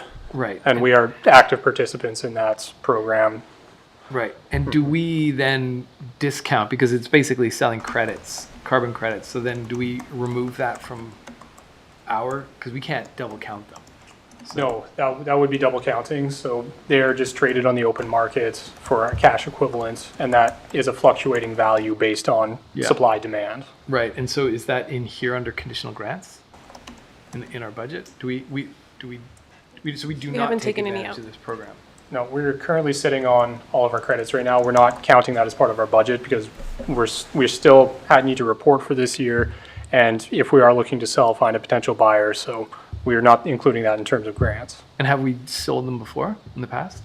Okay, because I would recommend we do not sell them, because then otherwise we undermine our own emissions. That was that's been our philosophy to Great. date. Okay. We need to make real reductions on our own side and Not sell our reductions Yeah. to somebody else, because then there's the tendency to think we've actually made a difference and we haven't. Right, I'm happy to hear that. The second question then is, are we engaged with, beyond, say, Youth Climate Corps, what's our engagement with, like, the West Kootenay Climate Hub, the bird team, all of the environmental groups who are, and conservation groups who are doing important work, want to do more? Do they feel connected to you at all? Like, do you work with them? Do you have a program? Yeah, so I've been building out relationships with our community groups. I have some projects upcoming. I meet with the Doctors and Nurses for Planetary Health every few months. Just kind of budding those relationships right now with me. Okay. Things are Awesome. happening. Awesome. I think you just met with the docs this week, did you not? Yeah. That's great. I'm happy to hear. And the third question is, one of the challenges I think we're going to have in terms of community-wide fleet decarbonization or EV transition is on-street charging in MURBs. Like, that to me seems a hard problem. And I know, like, other municipalities are doing, like, pole-based charging and other things. Have you guys thought about that at all? Like, what we're going to do about it? Yes, I've been talking very closely with Nelson Hydro on that one in identifying what is the best path forward for community-based charging. Yeah. Because currently we don't have a community EV strategy. So that is on both Emily and I's work plan in the near future to start that process. So we can have a cohesive effort moving forward to do a charging strategy that makes sense for our community and that actually meets the needs of both the tourism sector coming in as well as our local residents. Yeah, for sure. I'm wondering if there's grant opportunities there. It seems to me there would, because I don't know if there's a lot of effort or initiatives been taken in BC yet. There is lots of opportunity for grants, and we definitely have like keeping well informed about them. It's just we need a strategy before we expend ourselves in a bunch of directions, because we're not sure if the charging infrastructure we have now is being used very well. Like there's lots of information to gather before we put lots of investment into further infrastructure and all that.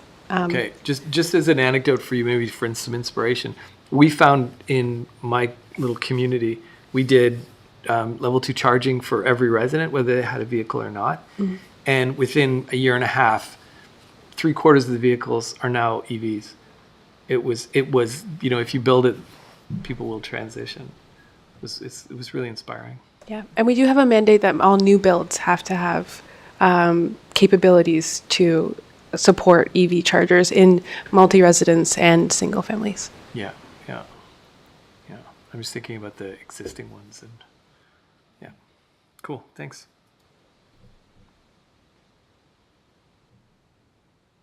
Okay. Councillor Tate, are you still with us? And did you have a question? Because the climate team is about to leave now that they're net zero. No, I don't have a question. Okay, that's great. Good to see you're still there. Okay, so thank you for winning the budget prize for 2025. Keep up that good work and the grant writing, and we get to see you periodically throughout the year, so look forward to having you back to update us on your activities over the next little while. So thank you again for being here, and Brendan, welcome to the Nelson team. We're a fun bunch, just in case you were wondering. Thank you. Yeah. Thanks.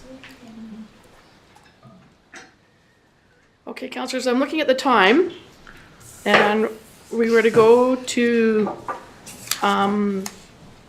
4, and I'm just, how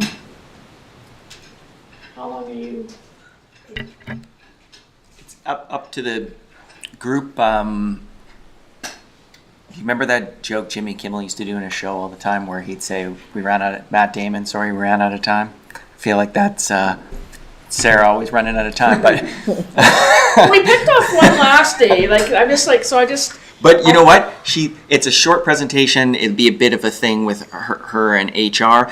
We can do it at the very beginning of the 4th meeting and then discuss after that. That's, it's been a long day and a lot of information, and that would be a good place to end it. And we end on a super positive note with the climate team. We're 0. Yeah, Jeez. and our intent was to have them go last for that reason, and also because they influence so many different departments. It was interesting to see the work they've done, with our group in purchasing, with the shop, with Jody, with Sam and the facilities and everybody. So it was kind of a nice bookend at the end of the 3 days. So. And they're doing a lot of work with hydro, and I mean, really, that's where we need to have that. If we want to go E, we need to have those electrons either falling over the waterfall or bumping themselves along the transmission line to get these projects done on a go-forward basis. So, I think that's great. So, council, I know that it's Friday. It's always tough to have these meetings on Fridays, and I'm sure people have things to do. So, if you're okay with the fact that we won't be hearing from admin HR today, and we will. I know, just when you're probably always ready to go too. I know it. So it's okay. We'll put you over to lead the charge on the 7th. So, is everybody okay with that, or do people want to? Yeah. Okay. I'm good. Okay. Councillor Tate, are you okay? Trevor, do you want to give an update? Yeah. Yeah. Okay, so just then before Did I understand that correctly, that we're changing from the 14th to the 7th? I think that's kind of. Yeah. Okay. Yeah. So just a couple things, and we're gonna go back in camera for a minute. I just want to remind everybody about the AKBLG. I just wanted to end on that. If you have any ideas of motions that you'd like to go forward, I can tell you that Sarah would like to have those sooner than later, because the RFD is coming to the February 4th meeting. So if ideas could be to Sarah beforehand, that would be great. And I know that Councillor Tate has put one in. I know that Councillor Page has one about changing elections to ranked elections versus first past the post. And Municipal elections? Options. Options. So Sarah, and the one that's just come to mind as of yesterday when I was traveling is again, healthcare and transportation, and I thought maybe I would reach out to David Wilkes. But the issue with transportation for healthcare, because Cranbrook Hospital is, of course, having a massive improvements to their oncology department, but have been denied getting radiation therapy, which is a key part of oncology. And that means that those people in the East Kootenay are still having to travel to Kelowna, as do we in the West. And as long as that keeps continuing, I mean, I know there's TAP and things where you can get some funding, but I think it, again, is a reminder that I think that we talk about transportation here a lot, and inter-hospital transit with our dialysis and stuff, is that to keep in mind that this is affecting more, and I think it has some weight then to take forward maybe as an AKBLG resolution. But anyhow, just a reminder to get those in if you think of anything. I mean, we're always the winners. We always usually have 7 or 8, and there's usually only like a dozen, but we don't always have to be the leaders of resolutions, but if any other ones come. But that one's stuck in my mind, that I think it's one that we can probably all get behind, and I'll just check with him and see if he's got one, and we can just maybe sign on. Well, the mandate letters have now all The come mandate out. letters are all out too. Yes, So they are. We can go and, I mean, there's some disappointment. I'm personally disappointed in a lot of it, so but there's maybe some good stuff that people want to reference. Yeah, no, I read the mandate letters because that was what I was away for, was explaining those to, that was part of why I was away this week. Yeah, they're not a lot there. I don't know how we change that, or change how we talk to people, but yeah, they're a bit tough. Yeah. Anyhow, so if I could have a motion to move in camera. Oh, right. Yeah, we got just a few minutes in camera. So moved by Councillor Page, seconded by Councillor Pinero. All those in favor of moving in camera? Okay, and we'll just wait a second to get off screen. I have a bus to catch in 20. Oh, I'm sure that Mr. Johnson won't be that long. Parkinson's. And I think, Oh, I know. and I think Councillor Tate has a hockey game to get to.